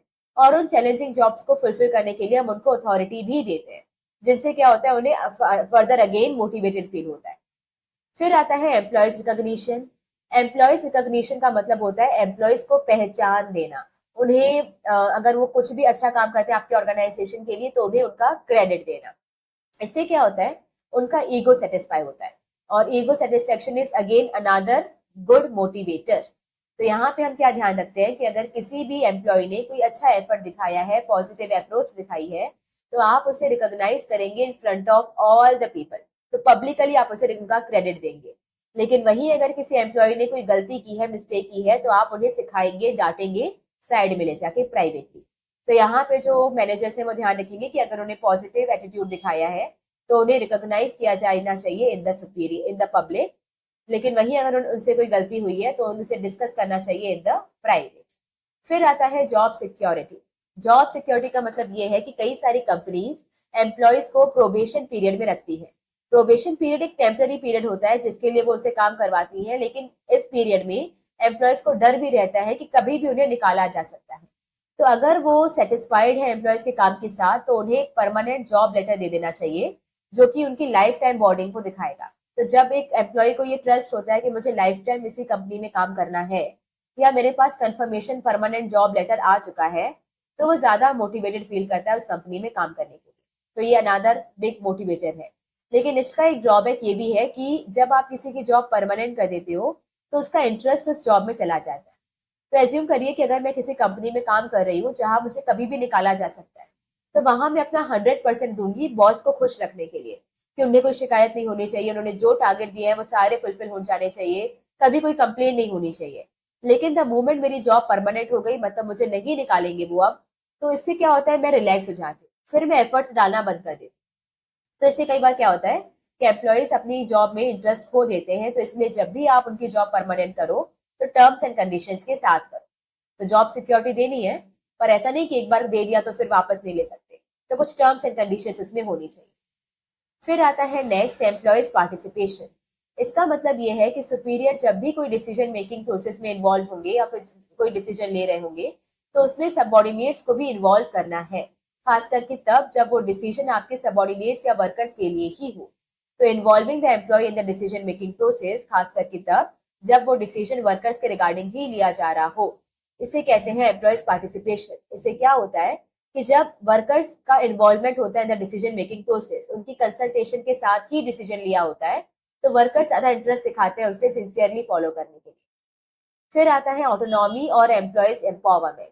इसका मतलब ये है कि आप एम्प्लॉयज पर ट्रस्ट रखो, एम्प्लॉयज को ज्यादा पावर दो कि वो खुद से कुछ इंसेंटिव ले सके या सजेशन आपके ऑर्गेनाइजेशन को दे सके।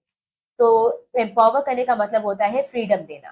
तो इसका मतलब है ज्यादातर फ्रीडम देना अपने सबॉर्डिनेट्स को ताकि वो खुद अपने डिसीजंस ले सके। जब आप उन्हें फ्रीडम देते हैं तो क्या होता है, उनके अंदर कॉन्फिडेंस आता है, उन्हें लगता है कि वो कुछ लाइफ में कर सकते हैं और फिर वो अपना बेस्ट देते हैं उस डिसीजन को करेक्ट प्रूफ करने के लिए। जैसे एज्यूम कर लो आपके घर में आपके पेरेंट्स आपसे छोटी भी किसी चीज में अगर सजेशन ले ले, जैसे आपको एक हक दे दें कि पूरे घर में कौन सा कलर होगा ये आप ही डिसाइड करोगे, तो भले ये बहुत बड़ा काम नहीं है, छोटा सा ही है कि कौन से कमरे में कौन सा कलर होना है ये आपको डिसाइड करना है।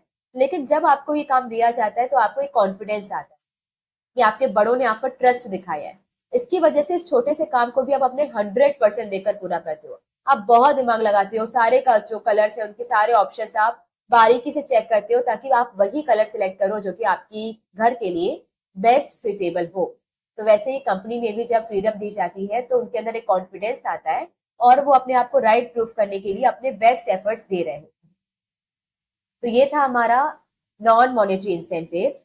इसको आप याद रख सकते हो, satisfy Joy with samosa and चाय। ओके, सेटिस्फाई एस से क्या हो जाएगा हमारा स्टेटस, फिर जे से हमारा हो जाएगा जॉब सिक्योरिटी, ओ से हो जाएगा ऑर्गेनाइजेशनल क्लाइमेट, ई से हो जाएगा आपका एम्पावरमेंट, एम्प्लॉयज को एम्पावरमेंट करना, एम्प्लॉयज का रिकॉग्निशन करना, और एम्प्लॉयज का एम्पावरमेंट हो गया, एम्प्लॉयज का रिकॉग्निशन हो गया, एम्प्लॉयज के पार्टिसिपेशन। तो ये जोए हो जाएगा विद समोसा एंड चाय, यहाँ से आपका करियर एडवांसमेंट।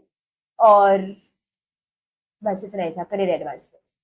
इसके बाद हम आते हैं नेक्स्ट, लीडरशिप। नाउ लीडरशिप का मतलब क्या होता है, ability to influence the people या behaviour of people at work towards achievement of the specified goal.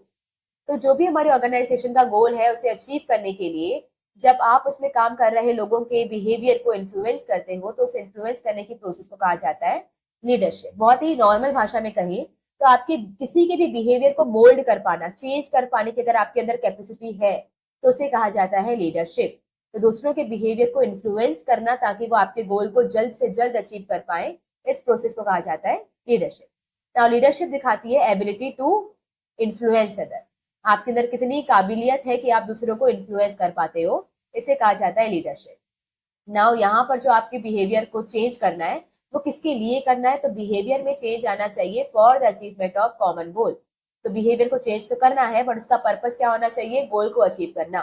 Now इस प्रोसेस में कम से कम दो लोग होने चाहिए, एक लीडर जो कि इन्फ्लुएंस कर रहा है और एक फॉलोअर जो कि इन्फ्लुएंस हो रहा है। कम से कम दो लोग होने चाहिए, ज्यादा से ज्यादा कितने भी हो सकते हैं बट कम से कम दो होने चाहिए। फिर आता है कि influence should be to get willingly cooperation.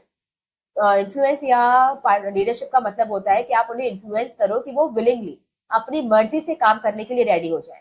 आपको फोर्स नहीं करना कि काम करो वरना निकाल देंगे। ये तो फिर आपने अपने बॉसी नेचर दिखा दिया। लीडर कौन होता है? जो कि इस तरीके से उन्हें इन्फ्लुएंस करे कि वो अपनी मर्जी से एग्री कर जाए आपका काम करने के लिए। जैसे आपने इंस्टाग्राम में कई सारे इन्फ्लुएंसर्स देखे होंगे, वो क्या करते हैं, आपको मनाते हैं अपने अलग अलग स्ट्रेटेजीज लगा के, दिमाग लगा के, कंटेंट बना के आपको वो मनाते हैं कि आप कुछ स्पेसिफिक प्रोडक्ट्स खरीद लो। वो आपको फोर्स नहीं करते, वो आपको धमकी नहीं देते, वो क्या करते हैं, आपको प्यार से या फिर अपने टेक्टिक्स का यूज करते हुए मनाते हैं। तो उसे कहा जाता है इन्फ्लुएंस करना। ओके, आपको इस तरीके से काम करना है कि सामने वाला अपनी मर्जी से एग्री करे वो काम करने के लिए।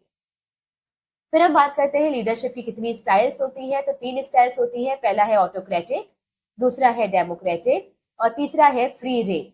ना ऑटोक्रेटिक को अथॉरिटेटिव भी कहा जाता है, डेमोक्रेटिक या पार्टिसिपेटिव सेम है, फ्री रेन या लेजिस फेयर सेम है।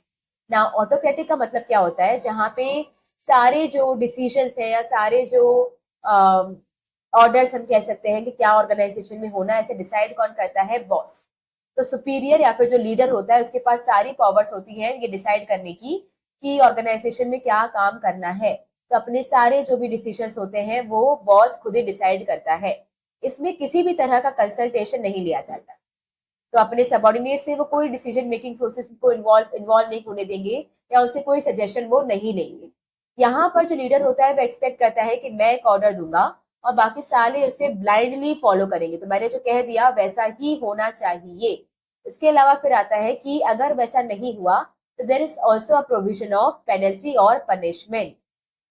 एक बार उसको सिंप्लीफाई करके समझते हैं कि अगर कोई बॉस ऐसा है ऑर्गेनाइजेशन में जो कहता है कि जैसा मैं कहूँ वैसा ही होना चाहिए, उसने सेंट्रलाइज की हुई है सारी पावर्स अपने ही हाथों में, किसी को कोई पावर नहीं दी हुई है। यहाँ पर वो किसी से डिसीजन मेकिंग में कोई कंसल्टेशन नहीं करता, अपने खुद से सोचता है क्या डिसीजन होना चाहिए और फिर उसे डिक्लेयर कर देता है, किसी की सजेशन नहीं लेता है। एक बार ऑर्डर दे दिया तो ये एक्सपेक्ट करता है कि सारे लोग उसे ब्लाइंडली फॉलो करेंगे और अगर वो काम नहीं किया गया तो यहाँ पे पनिशमेंट या पेनल्टी का भी स्कोप होता है। जबकि डेमोक्रेटिक में क्या होता है, यहाँ पर कुछ पावर्स डिसेंट्रलाइज की जाती है। तो कुछ पावर्स ऑब्वियसली बॉस के हाथ में भी रहेंगी और कुछ पावर्स वो अपने सबॉर्डिनेट को भी देगा। कोई भी मेजर डिसीजन लेने से पहले वो उनसे कंसल्ट कर लेगा, उनसे पूछ लेगा, उनका सजेशन ले लेगा। और एक बार इवन इन्होंने ऑर्डर ले भी लिया, ऑर्डर दे भी दिया, तो हालांकि यहाँ पे डिसिप्लिन में सब रहेंगे, जो ऑर्डर बॉस ने दिया है वही सबको फॉलो करना कंपलसरी है। बट ऑर्डर देने के बाद अगर सबॉर्डिनेट्स उनको कुछ गलत लगता है उस ऑर्डर में, तो वो दोबारा उस ऑर्डर को रिकंसिडर कर सकता है। यहाँ पे अपना काम निकलवाने के लिए पनिशमेंट का यूज नहीं किया जाता, रिवॉर्ड का यूज किया जाता है। तो यहाँ पे एक ऐसा बॉस जो कि अपने मन से सारी बातें नहीं करता, वो एक बार और सारे एम्प्लॉयज के से सजेशन ले लेता है, कुछ उनको भी पावर्स देता है कि आप भी डिसीजन लेने में मेरी हेल्प करो। एक बार ऑर्डर देने के बाद वो उसे रिकंसिडर करने के लिए तैयार होता है अगर सबॉर्डिनेट्स को वो ठीक नहीं लगे। और इसके अलावा वो अपने काम निकलवाने के लिए रिवॉर्ड या फिर इनाम का यूज करता है। वहीं पर एक आते हैं हमारे फ्री रेन या लेजिस फेयर लीडरशिप।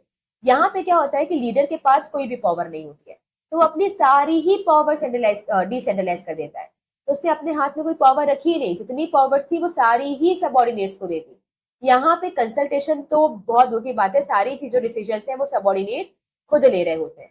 तो यहाँ पे लीडर का कोई रोल रहता ही नहीं है, वो बस नाम का लीडर है, उसने अपनी सारी पावर दूसरों को दी हुई है और सारे मिलकर ये डिसाइड करते हैं कि क्या डिसीजन लिया जाना है। वो सेल्फ ऑर्डर देते हैं, वो सारा काम खुद ही संभाल लेते हैं जो आपके सबॉर्डिनेट्स हैं। यहाँ पे लीडर का रोल सिर्फ इतना रहता है कि उस काम को कंप्लीट करने के लिए अगर आपको कोई रिसोर्सेस चाहिए, अगर आपको कोई इन्फॉर्मेशन चाहिए तो वो लीडर लाकर दे सकता है। तो ऑटोक्रेटिक को आप याद कैसे रखेंगे? हिटलर से। हिटलर की पर्सनैलिटी कैसे थी? जैसा मैंने कहा वैसा ही होना चाहिए, मैंने जो ऑर्डर दिया वो सब ब्लाइंडली फॉलो करेंगे, एक बार बोलने के बाद मैं किसी की नहीं सुनता और इसके अलावा अगर आपने काम नहीं किया तो पनिशमेंट दी जाएगी। वैसे ही आप डेमोक्रेटिक को याद कर सकते हो नारायण मूर्ति सर के साथ, जो इन्फोसिस के मालिक है या सीईओ है। तो वो कैसे काम करते हैं? वो डेमोक्रेटिक तरीके से काम करते हैं, जहां पर उन्होंने सबको कुछ कुछ पावर्स दी हुई है। कोई भी डिसीजन लेने से पहले वो उनसे एक बार सजेशन ले लेते हैं और उनसे काम निकलवाने के लिए वो रिवॉर्ड वगैरह का यूज करते हैं। जबकि फ्री रेन का आपको कोई ऐसा फेयर एग्जाम्पल देखने के लिए नहीं मिलेगा, क्योंकि कोई भी ऑर्गेनाइजेशन ये अडॉप्ट नहीं करती है जनरली, और अगर वो करेगी तो लॉन्ग टर्म के लिए उसके लिए सर्वाइव कर पाना काफी मुश्किल होता है। तो यहाँ पे डिसेंट्रलाइजेशन पूरी ही पावर्स कर देना ये पॉसिबल नहीं होता है। तो इससे पहले हम डिफरेंस करें, हम देखेंगे कि अगर आपके पास ये ऑटोक्रेटिक, डेमोक्रेटिक या फ्री रेन का आंसर लिखने के लिए आता है तो आप कुछ डायग्राम्स का यूज करेंगे। ऑटोक्रेटिक में डायग्राम कैसे होगा, बीच में हमारा लीडर दिखा दिया जाएगा और उसके आसपास सबऑर्डिनेट्स को दिखाया जाएगा, सबऑर्डिनेट सबऑर्डिनेट और नीचे भी, और इनके बीच में एक एरो बनाया जाएगा जिसमें एरो सिंगल वे रहेगा। तो ये क्या दिखा रहा है कि लीडर ही सिर्फ ऑर्डर दे सकता है सबऑर्डिनेट को, सबऑर्डिनेट के पास कोई भी राइट नहीं है कि वो अपना सजेशन दे पाए। जबकि अगर आप डेमोक्रेटिक का बनाएंगे तो अगेन बीच में लीडर रहेगा, आसपास आपके सबऑर्डिनेट्स रहेंगे, इस साइड भी, ऊपर भी और नीचे भी। लेकिन इस बार जो एरोस बनेंगे वो टू वे रहेंगे, ऐसा और फिर ऐसा। ये क्या दिखाता है कि जो लीडर है वो तो सबऑर्डिनेट के साथ कम्युनिकेट कर ही सकता है, लेकिन अगर साथ में सबऑर्डिनेट को भी कोई अगर सजेशन देना है तो वो भी लीडर को दे सकता है। फिर हम बात करते हैं फ्री रेन में। तो फ्री रेन में आप लीडर को बीच से निकाल देंगे, तो इधर भी subordinate subordinate subordinate and subordinate. यहाँ पे सबऑर्डिनेट्स आपस में ही कम्युनिकेट करते हैं और जो जिससे कम्युनिकेट करना चाहे वो कर सकता है, किसी भी वे में कम्युनिकेशन पॉसिबल है। और यहाँ पे लीडर कहाँ रहेगा, इस पूरे डायग्राम के ऊपर, यहाँ वो होता तो है बट इसमें कुछ इन्वॉल्वमेंट नहीं होती है।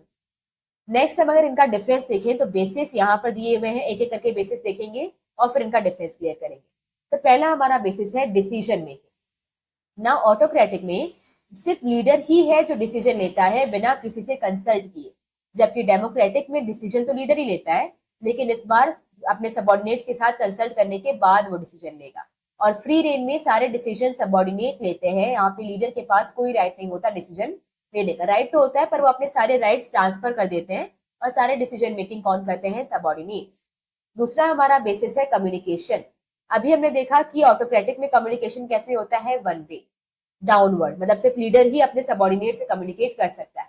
जबकि डेमोक्रेटिक में कैसा होता है, टू वे, लीडर सबऑर्डिनेट से कर सकता है और सबऑर्डिनेट चाहे तो वो लीडर से भी कंसल्टेशन या सजेशन दे सकते हैं। जबकि फ्री रेन में कैसे था, फ्री फ्लो, जिसको जिससे कम्युनिकेट करना है वो कर सकता है, तो कोई भी सबऑर्डिनेट किसी से भी कम्युनिकेट कर पा रहा था। फिर हम बात करेंगे तीसरा जो बेसिस था वो था मोटिवेशन। और मोटिवेशन में क्या आएगा, जो ऑटोक्रेटिक लीडर होता है वो नेगेटिव मोटिवेटर यूज करता है मोटिवेशन देने के लिए। नेगेटिव मतलब डर और पनिशमेंट का यूज करेगा मोटिवेट करने के लिए, जबकि डेमोक्रेटिक में वो पॉजिटिव मोटिवेटर यूज करता है, रिवॉर्ड और इन्वॉल्वमेंट, इनाम वगैरह देकर वो उनका अपना काम निकलवाएगा। फ्री रेन में क्या होता है, फ्री रेन में ऐसा कोई मोटिवेट करने वाला नहीं होता, यहाँ पे सेल्फ मोटिवेशन या सेल्फ कंट्रोल होता है। तो सारे लोग, सारे सबऑर्डिनेट्स अपने आप को कंट्रोल और मोटिवेटेड रखते हैं, कोई एक्सटर्नल पर्सन जैसे लीडर आपको मोटिवेट नहीं करता। फिर हम बात करेंगे नेक्स्ट, डेलीगेशन। डेलीगेशन में जो ऑटोक्रेटिक लीडर है वो अपनी कोई भी पावर डेलीगेट नहीं करता टू द सबऑर्डिनेट, तो सारी पावर्स अपने पास रखता है, किसी और को कोई पावर नहीं देता। जबकि डेमोक्रेटिक में कैसा होता है कि यहाँ पर कुछ पावर्स दी जाती है, तो लीडर कुछ पावर अपने पास भी रखता है और कुछ पावर्स वो सबऑर्डिनेट को डेलीगेट कर देता है। और फ्री रेन में सारी ही पावर्स, लीडर अपनी सारी पावर कंप्लीटली डेलीगेट कर देता है अपनी अथॉरिटी को। फिर हम देखेंगे नेक्स्ट, फोकस रोल। फोकस सिर्फ देखते हैं, फोकस यहाँ पे लीडर पर ज्यादा फोकस होता है कि लीडर ही सारी चीजें कम्युनिकेट करेगा। यहाँ पे ग्रुप पे फोकस होता है कि ग्रुप पे सारी चीजें देखी जाएंगी, और यहाँ पे इंडिविजुअल पे फोकस होता है। तो ऑटोक्रेटिक में क्योंकि लीडर बहुत स्ट्रांग है तो सारा फोकस किस पे है, लीडर पे, लीडर जो कह रहा है वैसा ही होगा। लेकिन डेमोक्रेटिक में सभी स्ट्रांग है, ये भी है, लीडर भी है, और लीडर ने कुछ पावर सबऑर्डिनेट को दी हुई है, तो यहाँ पे वही काम होगा जो सब चाहेंगे। लेकिन वहां पे सब, ये फ्री रेन में क्या होता है कि जो सबऑर्डिनेट्स चाहेंगे वो ही होगा, तो यहाँ पे इंडिविजुअल पे फोकस होता है। तो लीडर पे मतलब जो मैं चाहूंगा वैसा ही होगा, ग्रुप पे मतलब जो हम चाहेंगे वैसा होगा, और इंडिविजुअल पे मतलब जैसा आप चाहोगे वैसा होगा। तो सबऑर्डिनेट पर अगर फोकस है तो इंडिविजुअल सेंटर है। फिर हम बात करते हैं next, role of the leader. यहाँ फोकस के बाद कॉमा है और उसके बाद आता है role of the leader. Now leader का रोल क्या होता है यहाँ पे, तो लीडर का सबसे इंपॉर्टेंट रोल होता है क्योंकि वही डायरेक्शन प्रोवाइड करता है, वही बताता है कि क्या काम करना है। डेमोक्रेटिक में भी लीडर का रोल होता है बट थोड़ा सा कम होता है, क्योंकि यहाँ पर टीम वर्क होती है, सिर्फ लीडर नहीं बता रहा, टीम डिसाइड करिए कि कैसे काम करना है। और फ्री रेन में यहाँ पर लीडर का काम सिर्फ इतना ही होता है कि वो आपको इन्फॉर्मेशन या फिर कोई रिसोर्स वगैरह चाहिए तो वो ला कर देगा। इसके बाद हम बात करते हैं next, growth and development of the employees. तो आप खुद से सोचिए कि किसमें डेवलपमेंट ज्यादा होगा। ऑटोक्रेटिक में तो सबऑर्डिनेट्स को कुछ पावर्स ही नहीं दी गई है, तो उनको अगर पावर दी नहीं गई है तो वो तो कठपुतली की तरह काम कर रहे हैं, जैसा उन्हें कहा जा रहा है बस वैसे ही कर रहे हैं। तो ग्रोथ एंड डेवलपमेंट यहाँ पर उनका नहीं होता है, कोई स्कोप नहीं है, क्योंकि ये बाद में देखेंगे आई स्टैंडर्ड क्या होता है। तो यहाँ पर उनके ग्रोथ एंड डेवलपमेंट का कोई स्कोप नहीं है। डेमोक्रेटिक में उनसे कंसल्ट किया जा रहा है तो ऑब्वियसली यहाँ पे उनके डेवलपमेंट का थोड़ा सा स्कोप होता है। और क्योंकि यहाँ पे फ्री रेंज में सारा ही पावर्स उनको दी गई है, तो यहाँ उनकी ग्रोथ एंड डेवलपमेंट का ज्यादा स्कोप होता है। तो जब मुझसे कुछ नहीं पूछा जा रहा तो ग्रोथ एंड डेवलपमेंट नहीं होगी, कुछ कुछ चीजें कंसल्ट की जा रही है तो ग्रोथ एंड डेवलपमेंट होगी, और सारी चीजें उनकी मर्जी से हो रही है तो ग्रोथ एंड डेवलपमेंट ज्यादा होगा। और यहाँ पे ऑटोक्रेटिक कैसे स्टाइल फॉलो करता है? आई स्टाइल। आई स्टाइल मतलब जो लीडर ने कहा वैसा होना है। फिर ये वी स्टाइल है, वी स्टाइल मतलब जो हम कहेंगे वैसा होगा। और ये क्या है? यू स्टाइल, जो तुम कहोगे वैसा होगा। तो यहाँ पे यू स्टाइल है तो वो ज्यादा डेवलपमेंट होगा, वी स्टाइल है तो डेवलपमेंट होगा बट कम, और आई स्टाइल में बिल्कुल मैं जो कह रही हूँ वही होगा, तो दूसरों का डेवलपमेंट नहीं हो पाएगा। लास्ट इसमें हमारा जो बेसिस आता है वो है डिसिप्लिन। ना अगर हम स्लाइड में नहीं भी जाएं तो हमें पता है कि ऑटोक्रेटिक में डिसिप्लिन सबसे ज्यादा होगा, क्योंकि उन्हें कुछ बोलने की छूट ही नहीं है, उन्हें बस ब्लाइंडली फॉलो करना है। तो यहाँ पे बहुत स्ट्रिक्टली और जो ओबीडियंस है, ऑर्डर है या डिसिप्लिन है, उसे मेंटेन किया गया होगा। यहाँ पर भी डिसिप्लिन होगा पर थोड़ा कम, क्योंकि यहाँ पे इंटरचेंज ऑफ आइडियाज अलाउड है। आप बहस नहीं कर सकते, आप स्ट्राइक पर नहीं जा सकते, आप बदतमीजी नहीं कर सकते, बट स्टिल कुछ बहुत कन्वर्सेशन तो आप कर ही सकते हो, आइडियाज तो एक्सचेंज कर ही सकते हो। तो यहाँ डिसिप्लिन थोड़ा कम रहता है बट स्टिल रहता है। यहाँ पर सेल्फ डिसिप्लिन है। सेल्फ डिसिप्लिन मतलब क्या होता है कि हर एक इंसान, जैसे अगर 10 ऐसा बॉडीनेट्स है, कुछ लोगों को अगर डिसिप्लिन में रहना है तो वो डिसिप्लिन में रहेंगे, और जिनकी आदत है लड़ाई करने की या फिर डिसिप्लिन में ना रहने की या फिर अपना अपना चलाने की, वो वैसा करेगा।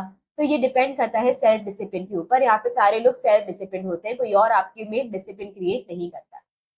तो वापस आ जाए अगर, तो डिसीजन मेकिंग यहाँ पर बॉस ले रहा था, लीडर ले रहा था बिना कंसल्ट किए, यहाँ कंसल्टेशन के साथ लीडर ले रहा था, और यहाँ पर सबॉर्डिनेट्स ले रहे थे। Communication one way, two way, free flow.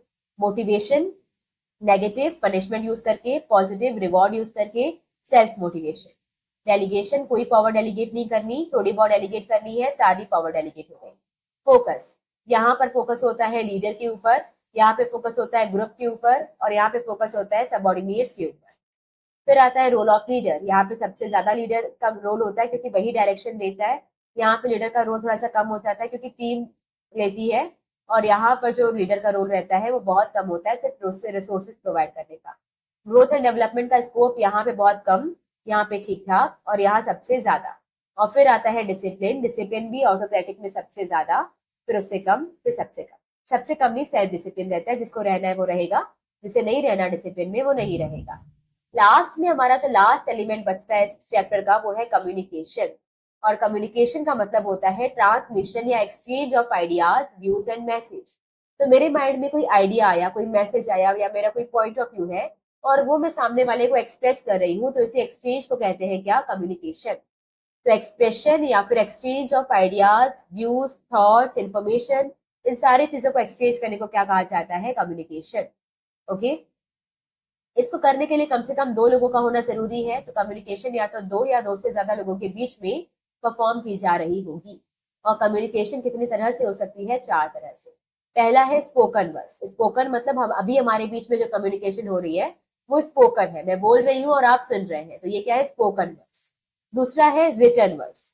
अभी मैंने ये स्लाइड्स बनाई हुई है, इसमें कुछ मैसेजेस लिखे हुए हैं। अगर इस क्लास के बाद अगर आप वो पीडीएफ से रीड करेंगे तो वहां पर भी आपको क्या हो रहा है? मेरे थॉट्स, मेरे आइडियाज मैंने पीडीएफ में लिखे हुए हैं जो आप रीड कर रहे हो।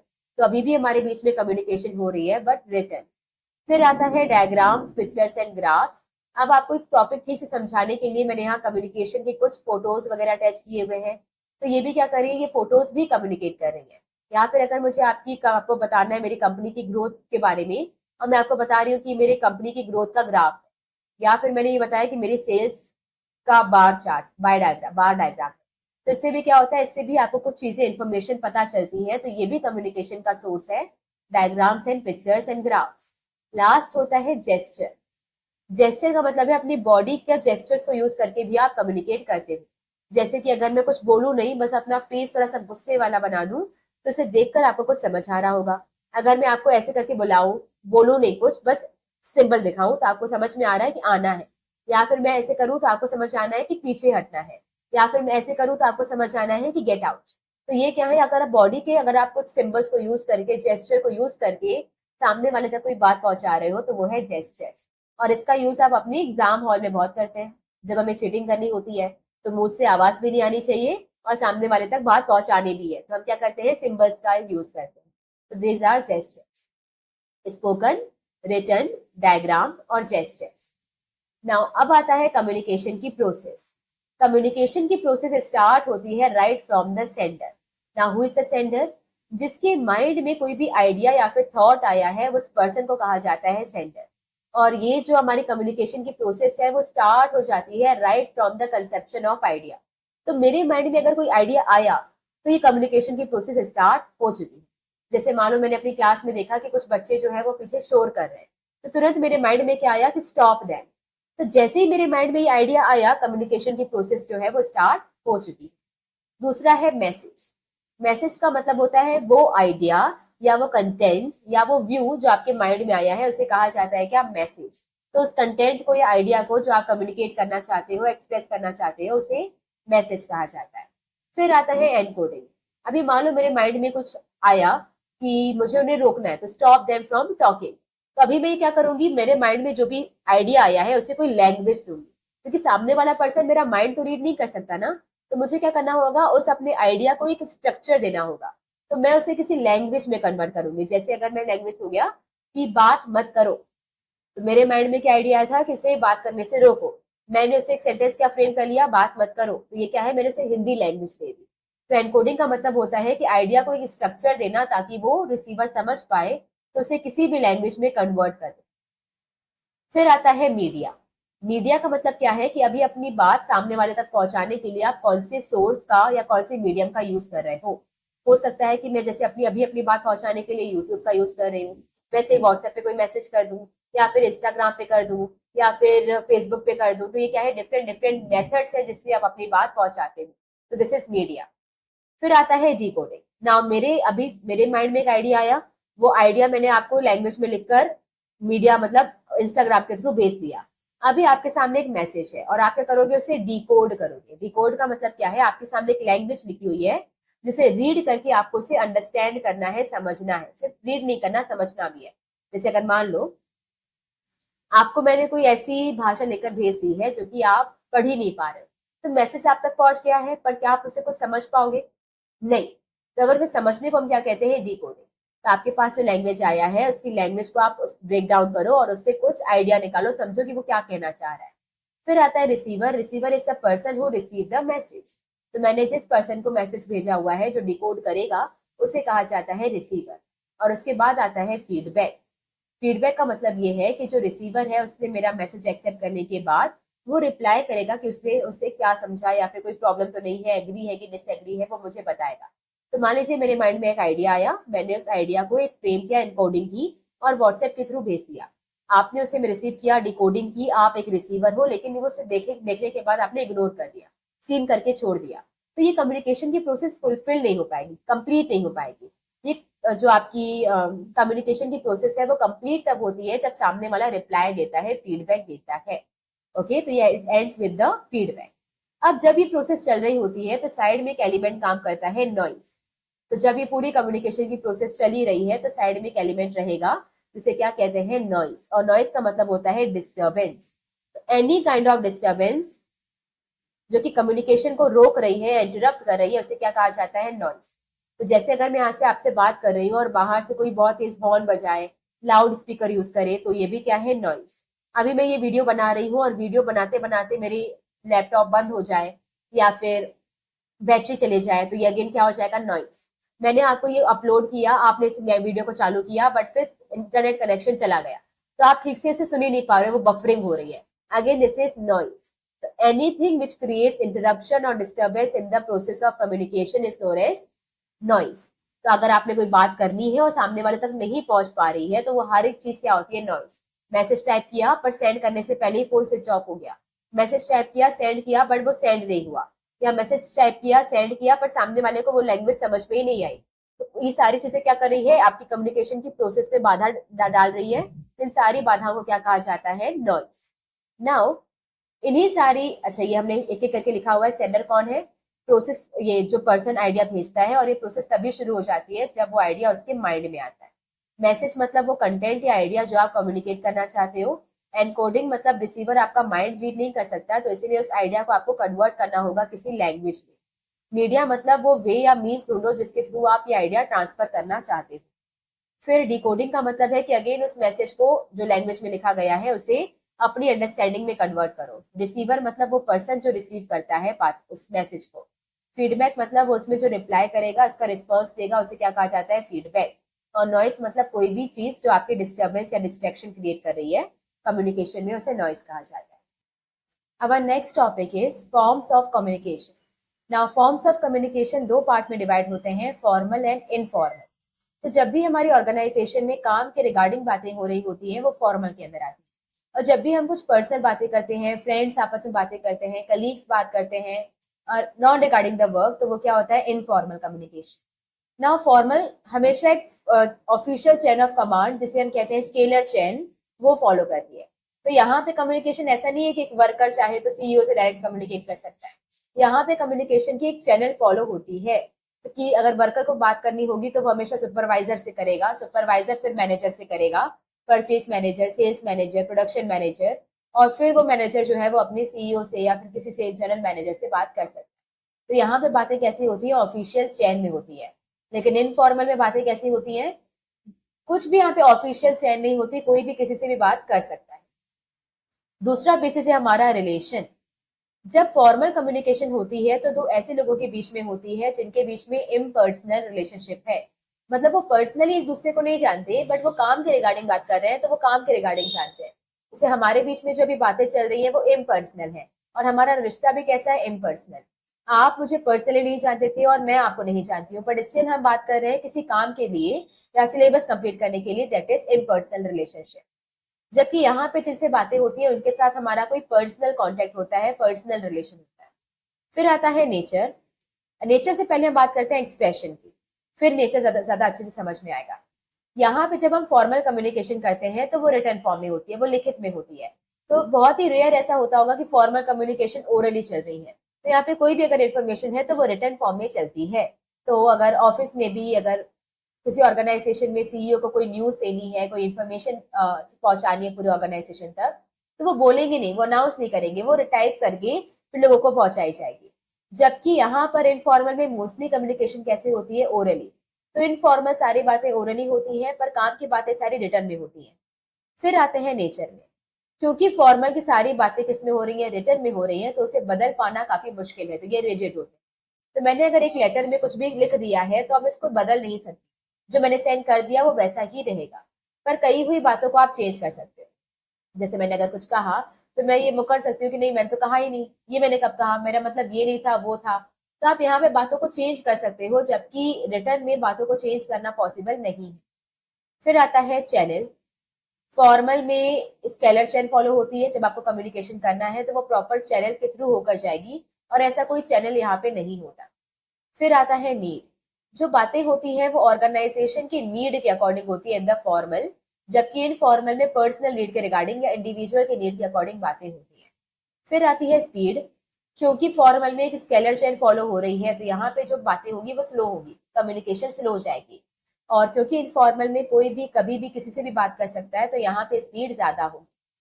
फिर आता है फिक्सेशन ऑफ रिस्पॉन्सिबिलिटी। जैसे इनफॉर्मल में अगर मैंने कोई बात कही है ओरली, तो कल को चाहूँ तो मैं मुकर सकती हूँ, तो ये रिस्पॉन्सिबिलिटी फिक्स कर पाना कि ये बात एक्चुअल में किसने कही थी, ये बहुत मुश्किल होता है। इसीलिए जनरली जो इनफॉर्मल होता है उसमें कई सारे र्यूमर्स चल रहे होते हैं, क्योंकि ये पता लगाना बहुत मुश्किल है कि ये बात आखिर कही किसने थी। जबकि फॉर्मल में आपने लेटर लिखा है, आपने सबमिट किया है, तो ये पता लगाना बहुत आसान है ये बात किसने कही। जैसे अगर मैं किसी ऑर्गेनाइजेशन में काम कर रही हूँ और मुझे पर्सनली बॉस बिल्कुल पसंद नहीं है, और मैंने बॉस को कुछ गालियां दे दी ओरली, इनफॉर्मल वे में, तो आप मैं ये मुकर सकती हूँ कि मैंने ये कहा ही नहीं था, ये बात मैंने नहीं कही थी, किसी और ने कही थी। तो यहाँ पे ये रिस्पॉन्सिबिलिटी फिक्स कर पाना बहुत मुश्किल है कि आखिर ये बात किसने कही। लेकिन वही अगर मैंने कुछ लिख दिया था और लिखकर सबमिट कर दिया था, तो अब उसकी रिस्पॉन्सिबिलिटी फिक्स करना आसान है। फिर आता है रिकॉर्ड्स।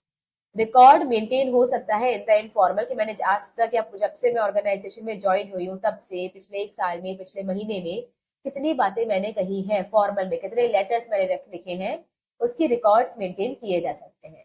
लेकिन इनफॉर्मल बातें जो ओरली चल रही है उसे रिकॉर्ड कैसे करोगे, उसका आप रिकॉर्ड मेंटेन नहीं कर सकते हो। तो मुश्किल है, ऐसा नहीं कि हो नहीं सकता है, बट मुश्किल है। लेकिन यहाँ पर कही हुई बातों का, लिखी हुई बातों का रिकॉर्ड मेंटेन होता है, यहाँ कही हुई बातों का रिकॉर्ड मेंटेन नहीं होता। तो अगेन एक बार सिर्फ आप बेसिस पर जाएंगे, मीनिंग मतलब जो एक ऑफिशियल चैन के थ्रू कम्युनिकेशन होकर जाए, और इनफॉर्मल मतलब कोई ऑफिशियल कम्युनिकेशन नहीं होती है, पर्सनल साइकोलॉजिकल बेसिस पर किसी से भी आप कम्युनिकेट कर लो। Relation impersonal, personal, rigid, flexible, यहाँ पे scalar chain, without scalar chain, written, oral, need में ऑर्गेनाइजेशन की नीड, काम की नीड और personal need, speed, slow, fast, fixation of responsible, easy and difficult, record, maintain, not maintain. आगे बढ़ते हैं। फिर आता है जो हमारी फॉर्मल कम्युनिकेशन होती है, जो काम के बारे में होती है, जो स्केलर चेन से होकर जाती है, जो स्लो जाती है, जो रिटर्न होती है, जिसके रिकॉर्ड मेंटेन होते हैं, वो वाली कम्युनिकेशन दो पार्ट में डिवाइड होती है। एक होती है वर्टिकल और एक होती है हॉरिजॉन्टल। तो अलग अलग लेवल के लोग अगर आपस में बात कम्युनिकेट कर रहे हैं तो उसे क्या कहा जाएगा? वर्टिकल। अलग अलग लेवल के लोग मतलब क्या होता है? एक टॉप में होगा, फिर एक मिडल में होगा और फिर एक बॉटम में होगा। इस वे में कम्युनिकेशन हो रही है तो ये क्या हो जाएगा? वर्टिकल। जबकि अगर सेम लेवल ऑफ इंसान अलग अलग डिपार्टमेंट्स में कम्युनिकेट कर रहा है, सॉरी हॉरिजॉन्टल नहीं है, ये डायगोनल लग रहा है। हॉरिजॉन्टल मतलब दो लोगों ने आपस में कोई बात की तो ये क्या हो जाएगा? हॉरिजॉन्टल। ओके। वर्टिकल में अपवर्ड भी हो सकती है, डाउनवर्ड भी हो सकती है। तो मान लो एक अकाउंटेंट ने क्लर्क से बात की तो ये भी फॉर्मल वर्टिकल कम्युनिकेशन है, बट कैसा है? अकाउंटेंट ने क्लर्क से बात की है, डाउनवर्ड। वही क्लर्क ने अगर अकाउंटेंट से बात की होगी तो वर्टिकल बट अपवर्ड। वही अगर अकाउंट ये फॉर एग्जाम्पल परचेज डिपार्टमेंट के क्लर्क ने प्रोडक्शन डिपार्टमेंट के क्लर्क से बात की, सेम लेवल पे बात कर रहे हैं बट अलग अलग डिपार्टमेंट है, तो ये क्या हो जाएगा? हॉरिजॉन्टल। तो वैसे ही अगर परचेज के मैनेजर ने जनरल मैनेजर से बात की है तो ये कैसी है? Upward vertical. वही जनरल मैनेजर ने परचेज मैनेजर से बात की है तो डाउनवर्ड वर्टिकल। परचेज के मैनेजर ने सेल्स के मैनेजर से बात की है तो हॉरिजॉन्टल। ओके। तो एक होता है वर्टिकल, अपवर्ड, डाउनवर्ड, और एक होता है हॉरिजॉन्टल। इसके अलावा एक और भी होता है, वो है डायगोनल। डायगोनल का मतलब क्या होता है? एक डिपार्टमेंट के हेड ने दूसरे डिपार्टमेंट के सबऑर्डिनेट से बात करनी, तो ये क्या हो जाएगा? डायगोनल। ओके। तो हम कह सकते हैं कि प्रोडक्शन डिपार्टमेंट के क्लर्क ने परचेज डिपार्टमेंट के हेड से बात की, तो ये क्या हो जाएगा? डायगोनल। आगे बढ़ते हैं। अभी आता है बैरियर्स टू द कम्युनिकेशन। जो हम बातचीत करते हैं उसमें कैसे कैसे तरह के बैरियर्स या रुकावटें आ सकती हैं। ओके। अभी रुकावटों को हम चार पार्ट में डिवाइड करते हैं, जिसमें पहला है हमारा सीमेंटिक बैरियर्स। सीमेंटिक बैरियर्स का मतलब होता है कि जब जो सेंडर है उसके एंड से कोई गलती हो जाए, वो अपना मैसेज ठीक से पहुंचा नहीं पाए या उसकी कम्युनिकेशन में कोई प्रॉब्लम हो, तो उसे कहा जाता है सीमेंटिक बैरियर्स जनरली। जिसमें पहला क्या आता है? Badly expressed message. तो मान लीजिए मैं सेंडर हूँ, मैं कम्युनिकेट कर रही हूँ, अगर मेरी वोकेबलरी खराब है तो मैं अपने सेंटेंस में कुछ ऐसे क्रूशियल वर्ड्स जो ऐड करने चाहिए थे वो मैं मिस कर दूंगी, और कुछ अननेसेसरी वर्ड्स में ऐड कर दूंगी, जिसकी वजह से मेरा जो मैसेज है वो प्रॉपर वे में कन्वे नहीं हो पाएगा जो मैं कहना चाहती थी। ये क्या है? Badly express message. आपने कई बार ऐसे कहा, सुना होगा या देखा होगा कि क्लास में अगर टीचर आपसे क्वेश्चन करती है तो आप कहते हैं कि मैम पता है बट मैं एक्सप्लेन नहीं कर पा रहा हूँ। ये क्या होता है? बैडली एक्सप्रेस मैसेज, कि आपको पता है कि आपको क्या बोलना है, पर क्योंकि आपको वो वर्ड्स याद नहीं आ रहे हैं, प्रॉपर वोकैब आपकी वीक है, जिसकी वजह से कुछ वर्ड्स आप मिस कर देते हो और कुछ गलत वर्ड्स आप उसमें ऐड कर देते हो, जिसकी वजह से मैसेज प्रॉपर कन्वे नहीं हो पाता। दूसरा आता है symbols with the different meaning. कई बार एक ही तरह के साउंड करने वाले वर्ड्स का मतलब अलग अलग होता है, जैसे कि प्राइस और प्राइस। साउंड एक ही तरह कर रहा है लेकिन दोनों का मतलब अलग अलग है, जैसे राइट और राइट। मतलब प्रोनाउंस करने पे सेम लग रहा है बट दोनों का जो वर्ड्स मतलब है वो अलग अलग है। वैसे ही मीन और मीन, अब इसकी तो स्पेलिंग भी अलग एक ही है बट मतलब अलग है। एक मीन होता है कि यू आर सो मीन, मतलबी, और एक मीन होता है कि I mean to say that, मैं ये कहना चाहती थी। तो ये मेरा मतलब वाला मीन है और ये मेरा मतलबी वाला मीन है। तो यहाँ पर क्या है, आपके एक ही वर्ड से कई बार अलग अलग मतलब होते हैं, तो उसकी वजह से कम्युनिकेशन में कंफ्यूजन आ सकती है। फिर आता है फॉल्टी ट्रांसलेशन। कई बार क्या होता है, ऑर्गेनाइजेशन में जो वर्कर्स होते हैं उन्हें मैनेजर्स की बातें समझ में नहीं आती हैं, क्योंकि मैनेजर्स इंग्लिश ज्यादा प्रेफर करते हैं, जिसकी वजह से क्या होता है वहां पर ट्रांसलेटर्स को हायर किया जाता है, जो मैनेजर्स की बात को ट्रांसलेट करके वर्कर्स को समझाते हैं। बट अगर ये ट्रांसलेटर ठीक से काम नहीं करते हैं और ये गलत ट्रांसलेट करते हैं मैसेज, तो उसकी वजह से भी जो कम्युनिकेशन है उसमें बैरियर आ सकता है, वो मैसेज ठीक से कन्वे नहीं हो पाएगा। फिर आता है अनक्लैरिफाइड असम्पशन। अनक्लैरिफाइड असम्पशन का मतलब ये है कि मैंने कहा कुछ और, आपने सुना तो वही पर समझा कुछ और। जैसे मान लो मैनेजर ने कहा कि take care of the goods, take care of the goods.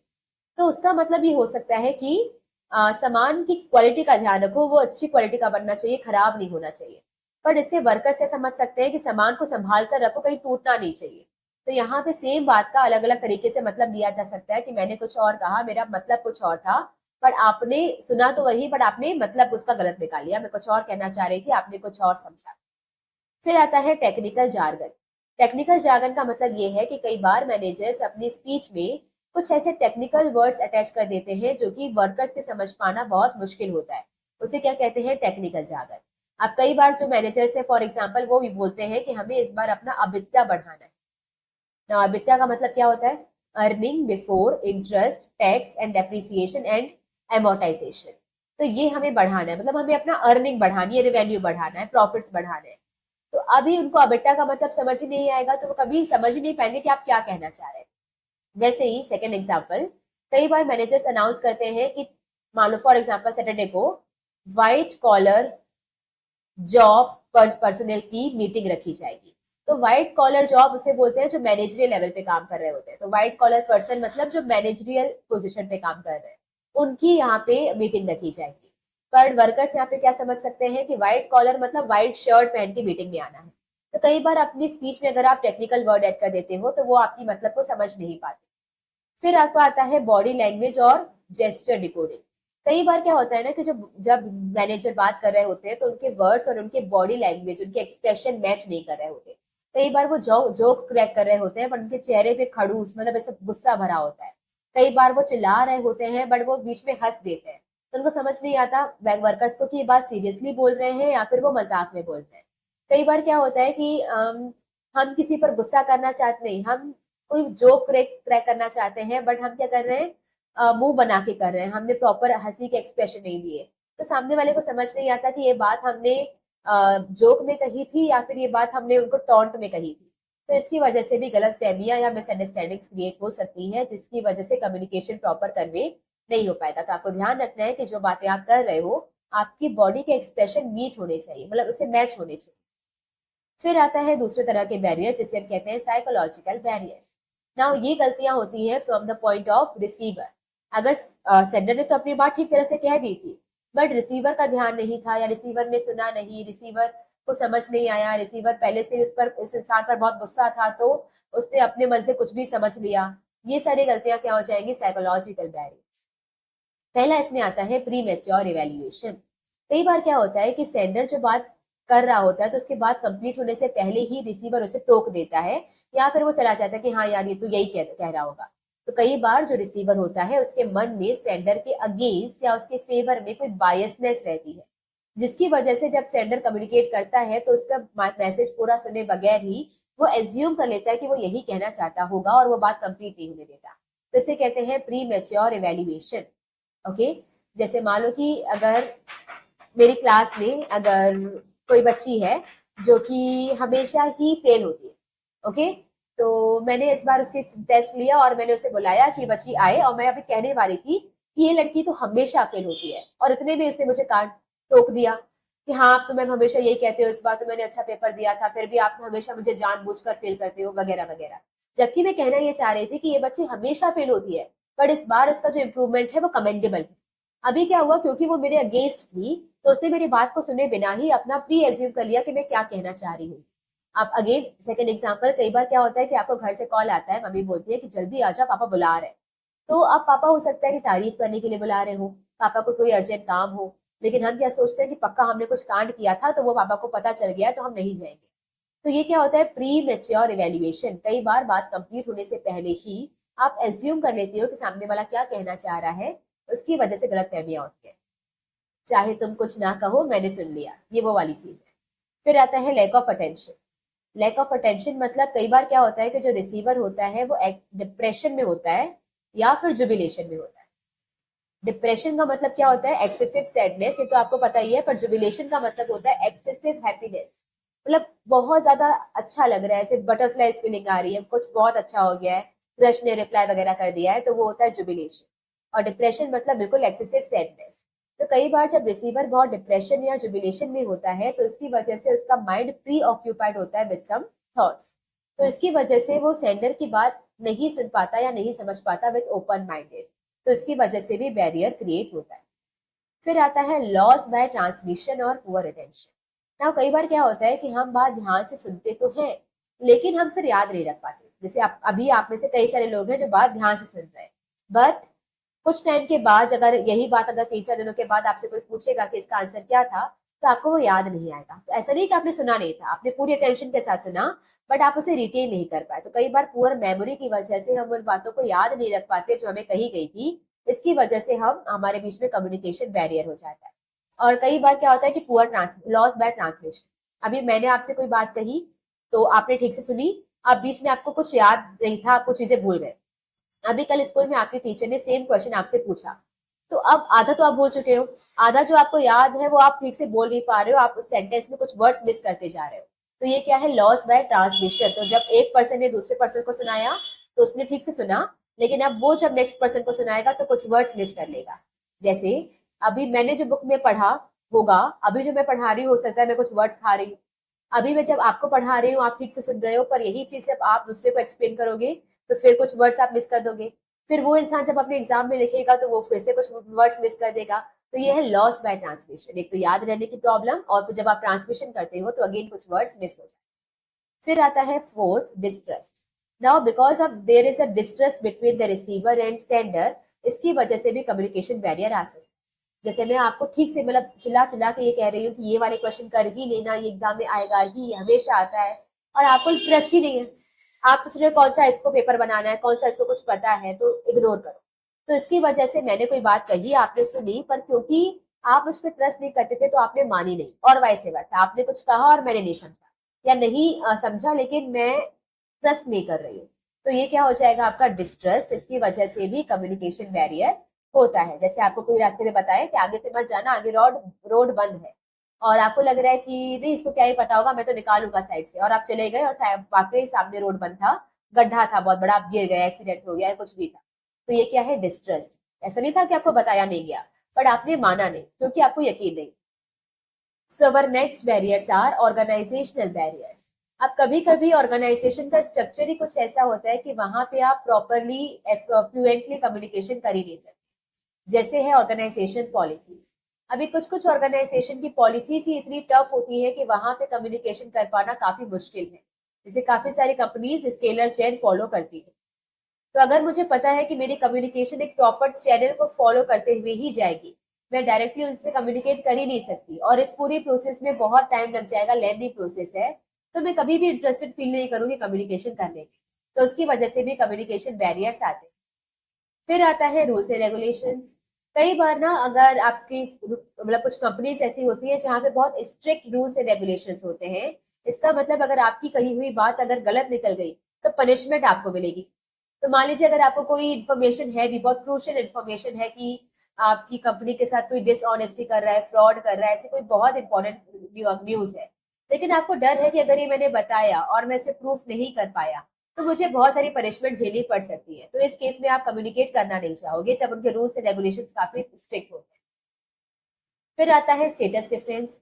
अब कभी कभी क्या होता है कि सुपीरियर और सबॉर्डिनेट के बीच का जो पोजीशन है वो अलग अलग है, दोनों का स्टेटस अलग है, रैंक अलग है। तो इसकी वजह से इनके बीच में कुछ ईगो क्लैशेस होते हैं। तो अगर सुपीरियर ने कोई बात सबॉर्डिनेट से कही है कि ये काम ऐसे नहीं वैसे करो, तो सबॉर्डिनेट को लगता है कि यार मैं वर्कर हूँ, मुझे पता है कि काम कैसे करना है, इसको तो कभी मशीन चलाते हुए देखा भी नहीं हमने, तो हमें कैसे सिखा रहा है। या फिर वर्कर ने कभी कुछ बात कही सुपीरियर को, तो सुपीरियर को लगेगा कि अब ये मुझे सिखाएगा, मैं इससे स्टेटस में बढ़ाऊं, मैं रैंक में बढ़ाऊं, मैं हर एक चीज में बढ़ाऊं, तो इसकी बात उतनी वैल्यू नहीं रखती। तो इसकी वजह से जब इनके बीच में स्टेटस डिफरेंसेस होते हैं तो इसकी वजह से ईगो क्लैशेस आने लगते हैं। तो न सबॉर्डिनेट सुपीरियर की बात पे यकीन करता है, न सुपीरियर सबॉर्डिनेट की बात। फिर आता है कॉम्प्लेक्स ऑर्गेनाइजेशन। अब कभी कभी ऑर्गेनाइजेशन का स्ट्रक्चर इतना कॉम्प्लेक्स होता है कि वहां पे कम्युनिकेशन कर पाना पॉसिबल नहीं है। जैसे फॉर एग्जाम्पल, अगर मुझे पता ही नहीं है कि मुझे कम्युनिकेट किनसे करना है, स्केलर चेन तो है, लेकिन मेरे पास कोई कंप्लेन भी है, लेकिन मुझे पता ही नहीं है कि मुझे मेरी कंप्लेन लेकर जाना किसके पास है, तो उसकी वजह से क्या हो सकता है, कम्युनिकेशन बैरियर। या इसके अलावा क्या होता है कि कई बार, जैसे मान लीजिए कि मुझे अब कंप्लेन करनी है अपने इमीडिएट सुपीरियर की, जो जस्ट मेरे ऊपर काम करता है, जो मेरा हेड है, उनकी ही कंप्लेन करनी है। But now the organisation structure says कि अगर मुझे अपना कोई कंप्लेन देनी है तो मुझे उनको ही देनी पड़ेगी, फिर वो उसको रीड करके साइन करके आगे पहुंचाएंगे। तभी मुझे कंप्लेन ही उनकी करनी है और उसी को ही एप्लीकेशन देनी पड़ेगी, तो ये तो पॉसिबल ही नहीं है। तो इसकी वजह से भी कई बार ऑर्गेनाइजेशन में कम्युनिकेशन नहीं हो पाती है, या तो क्लैरिटी नहीं हो माइंड में कि किससे कम्युनिकेट करना है, या फिर जिनसे कम्युनिकेट करना है प्रॉब्लम भी उन्हीं से ही हो, तो फिर ऐसे स्ट्रक्चर में आपकी कम्युनिकेशन प्रॉपर कन्वे नहीं हो पाएगा। फिर है ऑर्गेनाइजेशन फैसिलिटीज। तो अपनी सारी कंप्लेंट्स को दिखाने के लिए आपके पास कुछ फैसिलिटीज होनी चाहिए। तो उनके पास कोई सजेशन बॉक्स होना चाहिए, कोई कंप्लेंट बॉक्स होना चाहिए, या फिर फीडबैक फॉर्म होना चाहिए जो वो आपसे फ्रीक्वेंटली भरवाते रहे कि आपको कोई कंप्लेंट तो नहीं है, कोई सजेशन तो नहीं है। लेकिन अगर कोई ऐसी फैसिलिटी दी ही नहीं हुई है, ना तो कंप्लेंट बॉक्स है, ना तो सजेशन बॉक्स है, ना ही वहां पे कुछ ऐसा फीडबैक लिया जाता है, कुछ भी नहीं है, तो अगर आप अपना कम्युनिकेट कर ही नहीं पाओ। तो these are some organisational barriers. Policy favour नहीं करती, स्केलर चेन है। अगर आपने गलत इन्फॉर्मेशन दे दी तो पनिशमेंट मिलेगी। स्टेटस अलग अलग है, कॉम्प्लेक्स और स्ट्रक्चर है, और फैसिलिटीज नहीं। फिर लास्ट आता है बैरियर, पर्सनल बैरियर। ये कुछ इंडिविजुअल के लेवल पर बैरियर्स होते हैं, जिसे हम याद करते हैं पर्सनल बैरियर्स के नाम से। ठीक है, पहला इसमें lack of confidence of superior in his subordinate. कई बार क्या होता है कि सुपीरियर को सबॉर्डिनेट पे भरोसा नहीं होता है कि सबॉर्डिनेट ने इन्फॉर्मेशन तो दी है, बट उन्हें ट्रस्ट इश्यूज है कि पता नहीं वो सही है या नहीं है। और ये स्पेशली किसी एक के केस में होगा।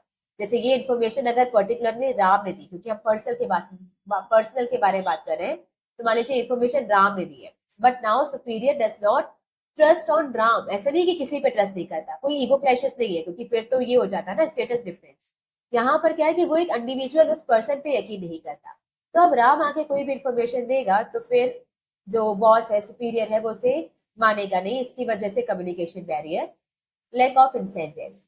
कभी कभी सबॉर्डिनेट्स को लगता है कि अगर मैंने बता भी दिया, ये कम्युनिकेट कर लिया, तो मुझे मिल क्या जाएगा, मुझे बदले में क्या मिल रहा है, तो इससे इनाम क्या मिलेगा। तो जब उन्हें लगता है कि कुछ मिलने वाला नहीं है तो जाने तो कम्युनिकेट नहीं करते। फिर है फियर ऑफ अथॉरिटी, डर कि अगर मैंने उन्हें ये बात बता दी तो फिर जो मेरी अथॉरिटी है, कहीं वो मुझ पर ही गुस्सा ना करे, कहीं वो मुझे ही ना चिल्ला दे। तो इसके कारण भी हम कम्युनिकेशन नहीं करते। कि जैसे कभी कभी क्या होता है ना कि हमें अगर क्वेश्चन क्लास में अगर कोई टीचर क्वेश्चन पूछ रही है, हमें पता है आंसर, बट हमें डाउट है कि कहीं ये गलत ना हो जाए। तो हमें क्या लगता है कि अगर मैंने हाथ ऊपर करके अगर मैंने आंसर बोल दिया और वो गलत निकला तो मुझे मार पड़ सकती है। तो ऐसी कोई फियर ऑफ अथॉरिटी कि कहीं आपकी अगर इन्फॉर्मेशन सही ना निकली, या फिर उन्हें ट्रस्ट नहीं हुआ, तो वो आप पर कोई पनिशमेंट दे सकते हैं, तो वो फियर है। फिर है अनविलिंगनेस टू कम्युनिकेट, बताने का मन ही नहीं किया, बस हो रहा था, इन्फॉर्मेशन पता चली, पर हमें कभी फील ही नहीं हुआ कि हमें वो शेयर करनी चाहिए। या फिर हमारे ऑर्गेनाइजेशन में ऐसा शेयरिंग स्ट्रक्चर या एनवायरमेंट ही नहीं है कि एक दूसरे से लोग अपनी बातें शेयर करें, तो इसकी वजह से भी कम्युनिकेशन में प्रॉब्लम आ सकती है। इनको आप सीक्वेंस से याद रख सकते हो। फॉर एग्जाम्पल, एक सिचुएशन एज्यूम करिए कि आप किसी हॉल में बैठे हैं और आप एग्जाम दे रहे हैं। नाउ आपने देखा आपके बगल वाला जो लड़का है या लड़की है वो चीटिंग कर रही है। नाउ आप चीटिंग नहीं करते, आप बिल्कुल ऑनेस्ट पर्सन है, लेकिन आपने देखा कि वो चीटिंग कर रही है। अब आपके माइंड में पहले तो क्या आया कि छोड़ो जाने दो, मेरा क्या जाता है, खुद ही करेगा, खुद ही देखेगा, मैं क्यों टीचर से कंप्लेन करूं। तो ये क्या है, अनविलिंगनेस टू कम्युनिकेट। इससे भी क्या होगा, कम्युनिकेशन बैरियर आ रहा है। फिर आपने सोचा कि चलो कर देते हैं, लेकिन फिर क्या था, फियर ऑफ अथॉरिटी। कि क्या हो कि मैंने अगर बोल दिया और फिर मैम ने मुझे बोला कि तुम वहां देख ही क्यों रहे थे, तुमने इस पर देखा ही क्योंकि वो चीटिंग कर रहा है, तुम्हें पता कैसे चला वो चीटिंग कर रहा है। तो अगर आपको क्या है, फियर ऑफ अथॉरिटी, कि कहीं मैं अगर ये बोलने गया तो कहीं अथॉरिटी मुझे ही ना चिल्ला दे, तो ये क्या है, इसकी वजह से भी आप कम्युनिकेशन करने में हिचकिचाओगे, रिलक्टेंट फील करोगे। फिर है कि अगर आपने बोल भी दिया तो क्या मिल जाएगा, कुछ भी नहीं। अगर आपने पद बोल भी दिया, मैम ने उसको देख भी लिया, मैम ने उसको निकाल भी दिया, लेकिन तो इससे आपको मिला क्या, कुछ भी नहीं। तो इसकी वजह से भी आप कभी कभी कम्युनिकेट करना फील ही नहीं करते। और इन सबके बावजूद जब आपने अपनी फियर को ओवरकम करके मन जुटा के आपने मैम से बात की, तो मैम ने आपकी बात मानी नहीं। मैम ने कहा नहीं, वो तो बहुत अच्छा बच्चा है, वो तो कर ही नहीं सकता ऐसा। तो इससे भी क्या होगा कि आपका कॉन्फिडेंस लूज हो जाएगा और नेक्स्ट टाइम से आप कभी कम्युनिकेट नहीं करोगे। तो ये क्या है, लैक ऑफ कॉन्फिडेंस भी आपका कम्युनिकेशन बैरियर बना है। तो यहाँ इतनी थी हमारी कुछ ट्रिक्स जिससे हमने याद किया। सिमेंटिक बैरियर्स को आप ऑफ बीटीएस से याद रख सकते हो। ऑफ यू से क्या हो जाएगा, unclarified assumption, faulty translation. B से हो जाएगा body language and gesture decoding. Another B से हो जाएगा बैडली एक्सप्रेस मैसेज। टी से हो जाएगा हमारा टेक्निकल जार्गन। एंड एस से हो जाएगा हमारा symbols with different meaning. Organisational को आप याद करोगे O R S, complex. Complex तो ये कॉम्प्लेक्स स्ट्रक्चर हो जाएगा, कॉम्प्लेक्स ऑर्गेनाइजेशन। ओ से हो जाएगा ऑर्गेनाइजेशन फैसिलिटीज भी और ऑर्गेनाइजेशन का पॉलिसी भी, facilities and policy both. R से हो जाएगा रूल्स एंड रेगुलेशंस, एस से हो जाएगा स्टेटस डिफरेंस। नाउ पर्सनल को तो हमने सीक्वेंस से याद किया कि पहले तो आप अनविलिंगनेस थे, फिर आपको डर भी लग रहा था, फिर आपको लग रहा था कि मुझे मिल क्या जाएगा, फिर आपने हिम्मत जुटा के बोला पर मैम ने माना ही नहीं। साइकोलॉजिकल की जो ट्रिक है वो मेरी बनाई हुई नहीं है, आई डोंट नो कि ये किसने बनाई है, पर मैंने भी ये सिर्फ सुनी है। ठीक है, तो ये ट्रिक लेग डे पर लग गए। लेग डे पर लग गए मतलब जिम जाते हैं ना, जिस दिन लेग डे होता है तो लेग डे पर लग गए। लेग से क्या हो जाएगा, लैक ऑफ अटेंशन। डी से क्या हो जाएगा, डिस्ट्रेस्ड। पर प्री मेच्योर इवेल्युएशन। लग loss by transmission and poor attention. Leg day पर लग गए। ओके, तो ये कुछ ट्रिक्स हैं, अगर आपको इन ट्रिक्स के बिना भी याद रह रहा है तो बहुत अच्छी बात है, अदरवाइज आप इनका यूज कर सकते हैं। लास्ट टॉपिक इस चैप्टर का है, हालांकि अभी हमने 2 टॉपिक्स छोड़े हुए हैं, फीचर्स एंड इंपॉर्टेंस, इसके बाद वो भी करने हैं, बट वैसे अगर देखा जाए तो ये लास्ट टॉपिक है, इंप्रूविंग कम्युनिकेशन। कैसे आप अपनी कम्युनिकेशन को और बेटर कर सकते हैं। तो पहला पॉइंट है clarify the idea before communication. हम सब लोग क्या करते हैं, हमें बात करने की इतनी जल्दी होती है कि हम पहले सोचते नहीं है हमें बोलना क्या है, हम बस बोलना शुरू कर देते हैं और फिर बीच में हकलाने लगते हैं कि नहीं अरे ये नहीं था वो था। तो clarify the message before communication, है ना, क्लैरिफाई कर लो कि आपको बोलना क्या है, उसके बाद आप तो message should be clearly formulated, आपके माइंड में क्लियरली आपका सेंटेंस बनना चाहिए कि आपको क्या बोलना है। उसे सिंपल लैंग्वेज में आप एनकोड करो ताकि सामने वाले को अच्छे से समझ में आए। अननेसेसरी उसमें टेक्निकल चीजें मत घुसेड़ो कि आप स्टाइलिश लगो, उसे बहुत सिंपल लैंग्वेज में कम्युनिकेट करो ताकि रिसीवर को वो अच्छे से समझ में आए बिना किसी डिफिकल्टी। फिर है communication according to the need of receiver. तो सेंडर को कम्युनिकेट करने से पहले ये ध्यान रखना चाहिए कि रिसीवर की नीड क्या है या रिसीवर का एजुकेशन लेवल क्या है। आपने तो बढ़िया इंग्लिश में फ्रेम करके अच्छे सेंटेंस बोल दिए, अब सामने वाले को इंग्लिश आती नहीं है, आपने बहुत हाई फाई वर्ड्स यूज कर लिए, सामने वाले की वोकैब भी कमजोर है। तो क्या करना है, आपको वैसे वर्ड सिलेक्ट करने हैं जो कि रिसीवर की एजुकेशन लेवल के अकॉर्डिंग हो, जिससे क्या होगा, रिसीवर आपकी बात को और ज्यादा ध्यान से सुनेगा।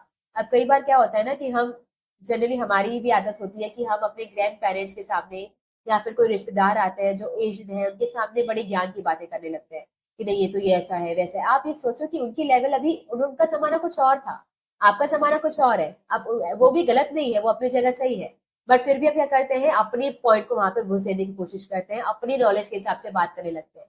तो उसी हिसाब से बात करो जो कि उनकी एजुकेशन लेवल है, ताकि वो भी आपकी बात को आराम से ध्यान से सुने। फिर है कंसल्ट अदर्स बिफोर कम्युनिकेटिंग। कई बार ना मैसेज को कम्युनिकेट करने से पहले लोगों से कंसल्ट कर लेना चाहिए, स्पेशली ऑर्गेनाइजेशन में जब कोई भी कम्युनिकेशन या डिसीजन सुनाने से पहले अगर सबॉर्डिनेट से कंसल्ट कर लिया गया हो या सबॉर्डिनेट्स को उसमें इन्वॉल्व किया गया हो, तो वो उस कम्युनिकेशन या डिसीजन को अपने फुल कोऑपरेशन के साथ एक्सेप्ट करेंगे। तो अगर मुझे कोई ऑर्डर देना है तो ऑर्डर डायरेक्टली अनाउंस करने से पहले उनसे कंसल्ट कर लेना चाहिए। तो उनके कंसल्टेशन से अगर कोई ऑर्डर पास हुआ है तो they are more likely to accept it with full cooperation, तो वो ज्यादा कॉपरेशन से उसे एक्सेप्ट करेंगे। फिर आता है हमारा use of proper language, tone and content of the message. तो आपकी जो लैंग्वेज है वो ऐसी नहीं होनी चाहिए कि सामने वाले के सेंटिमेंट्स को हर्ट करे। अब कभी कभी क्या होता है ना, कुछ आपका मतलब सही होता है या फिर आप कहना कुछ और चाहते हो, बट आप वर्ड्स ऐसे इतने रूड सिलेक्ट करते हो कि सामने वाले के सेंटिमेंट्स हर्ट हो जाए। तो आपको क्या करना है, अपनी लैंग्वेज को बहुत सॉफ्ट रखना है जो सामने वाले की फीलिंग्स को सेंटिमेंट्स को हर्ट ना करे। और अगर आप अपने कुछ लैंग्वेज में कुछ जेस्चर्स यूज करने वाले हो, कुछ आपकी सिंबल्स यूज करने वाले हो, तो वो जेस्चर या सिंबल ऐसे होने चाहिए जो लिसनर को पता हो, जो रिसीवर को पता हो। ऐसा नहीं कि आप कुछ भी इशारे कर रहे हो और उसको पता ही नहीं कि वो कौन से इशारे हैं। तो आपके जो वैसे वही सिंबल यूज करिए जो सामने वाले को पता हो। फिर आता है प्रॉपर फीडबैक। प्रॉपर फीडबैक का मतलब ये है कि आपको कभी भी बात समझ में नहीं आएगी कि रिसीवर ने आपकी बात ठीक से सुनी है या नहीं, जब तक आप उनसे फीडबैक नहीं लेंगे। तो यहाँ पे जब आपको रिसीवर फीडबैक देता है तो आपको समझ में आता है कि रिसीवर ने आपकी बात ठीक से समझी है या नहीं। तो फीडबैक आपको ये भी अपॉर्चुनिटी देता है कि आप अपने सजेशन और क्रिटिसिज्म भी दें। तो अगर मैंने कोई बात कही, आपको वो अच्छी नहीं लगी, तो आप क्रिटिसाइज करो, आप बोलो नहीं ये सही नहीं है, या फिर अपने सजेशन दो कि ये तो ठीक है पर इसमें ये भी इन्वॉल्व कर सकते हैं। तो इससे क्या होगा, ये आपको ये भी अपॉर्चुनिटी देता है कि आप क्रिटिसाइज करो, आप उसमें गलतियां बताओ या अपना सजेशन। फिर आता है communication for the present and as well as for future needs. अभी आपकी जो कम्युनिकेशन है वो कंसिस्टेंट होनी चाहिए in the past, present and future. इसका मतलब ये है कि ऐसा नहीं कि पास्ट में आपने कुछ और कहा, आज आप कुछ और कर रहे हो, फ्यूचर में आप कुछ और बोल रहे हो। जैसे कल तक तो मैं बोल रही थी कि 12th की मार्कशीट वगैरह किसी काम की नहीं होती है, पढ़ाई वगैरह किसी काम की नहीं होती है। आज मैं बोल रही हूँ कि नहीं, रिजल्ट ही सब कुछ है, अगर आप फेल हो गए तो कोई नहीं पूछेगा, सबसे इम्पोर्टेंट ये है। तो ये आपकी कल की बातों में और आज की बातों में कंसिस्टेंसी होनी चाहिए। ऐसा नहीं कि कल आप कुछ और कह रहे थे, आज आप कुछ और कह रहे हैं, इसे वर्कर्स कंफ्यूज हो सकते हैं। फिर आता है फॉलो अप कम्युनिकेशन। इसके अगर आप और भी अगर क्लियर होना चाहते हो कि सामने वाले को बात समझ में आई है कि नहीं, तो जो कम्युनिकेशन के हर्डल्स है, मिसअंडरस्टैंडिंग है, इन सबको अगर दूर करना चाहते हो तो tell them to follow up. ठीक है, तो आप उनके अपने सामने काम करना, मतलब आप उनको बोलिए कि वो काम करें। जब आप उन्हें ऑब्जर्व करेंगे कि वो कैसे काम कर रहे हैं, तो आपको समझ में आएगा कि उनको आपकी बात समझ में आई थी या नहीं। जैसे फॉर एग्जाम्पल, मैं आपको अगर अकाउंट्स पढ़ा रही हूँ, तो पहले मैंने आपको सिखाया, आपसे मैंने रिस्पॉन्स भी लिया कि बात समझ में आई, आपने कहा यस समझ में आ गया, फिर मैंने कहा ठीक है, एक क्वेश्चन दे रही हूँ, करके दिखाओ। अब जब आप उसे करोगे, जब आप उसे फॉलो करोगे, तो मैं अच्छे से समझ पाऊंगी कि मेरी कही हुई बात आप तक ठीक से पहुंची थी या नहीं। अब आप जो भी गलतियां करोगे, मैं आपको गाइड करती जाऊंगी, तो मुझे भी समझ में आएगा कि कहाँ पे आपको प्रॉब्लम गई थी, क्या बात आपको समझ में नहीं आई थी, और आपको भी समझ में आएगा कि कहाँ कहाँ पे आपको डाउट्स हैं और कहाँ पर फोकस देना आपके लिए ज्यादा जरूरी है। तो follow up is the next move, जहाँ पे आप मिसअंडरस्टैंडिंग को दूर करने के लिए आप अपने वर्कर्स को कहते हो to put that plan into the action. जो मैंने कहा वो आप करिए। जब वो करेंगे तो आप ऑब्जर्व करके पता लगा सकते हो कि कहीं उन्होंने मिसअंडरस्टैंड तो नहीं किया आपकी बात। फिर आता है बी द गुड लिसनर। तो जो भले सेंडर है, भले मैं बात कर रही हूँ, पर अगर आप मेरे सामने बैठे हो और आप बीच बीच में अपना कुछ बोल रहे हो, तो मुझे भी बहुत पेशेंटली आपकी बात सुननी चाहिए। तो जब मैं बात कर रही हूँ तो आप सुन रहे हैं, जब आप बात कर रहे हैं तो मैं सुन रही हूँ। तो आपके रिसीवर के वर्ड्स को भी अल्टरनेटिवली एक के बाद एक आपको सुनना चाहिए। इससे क्या होता है, रिसीवर भी आपकी बात को अच्छे से सुनेगा, अगर आप उनकी बात को अच्छे से सुन रहे हैं तो आपके बीच में जो बॉन्ड है वो स्ट्रांग होगा। और इसके अलावा जब आप पेशेंटली और अटेंटिवली ध्यान से तो एक दूसरे की बात सुनते हो, तो आधी प्रॉब्लम तो वहीं पे सॉल्व हो जाए। तो कोई भी कॉन्फ्लिक्ट हो, कोई भी लड़ाइयाँ हो, तो आप बस बैठ के एक दूसरे की बात सुन लो ध्यान से।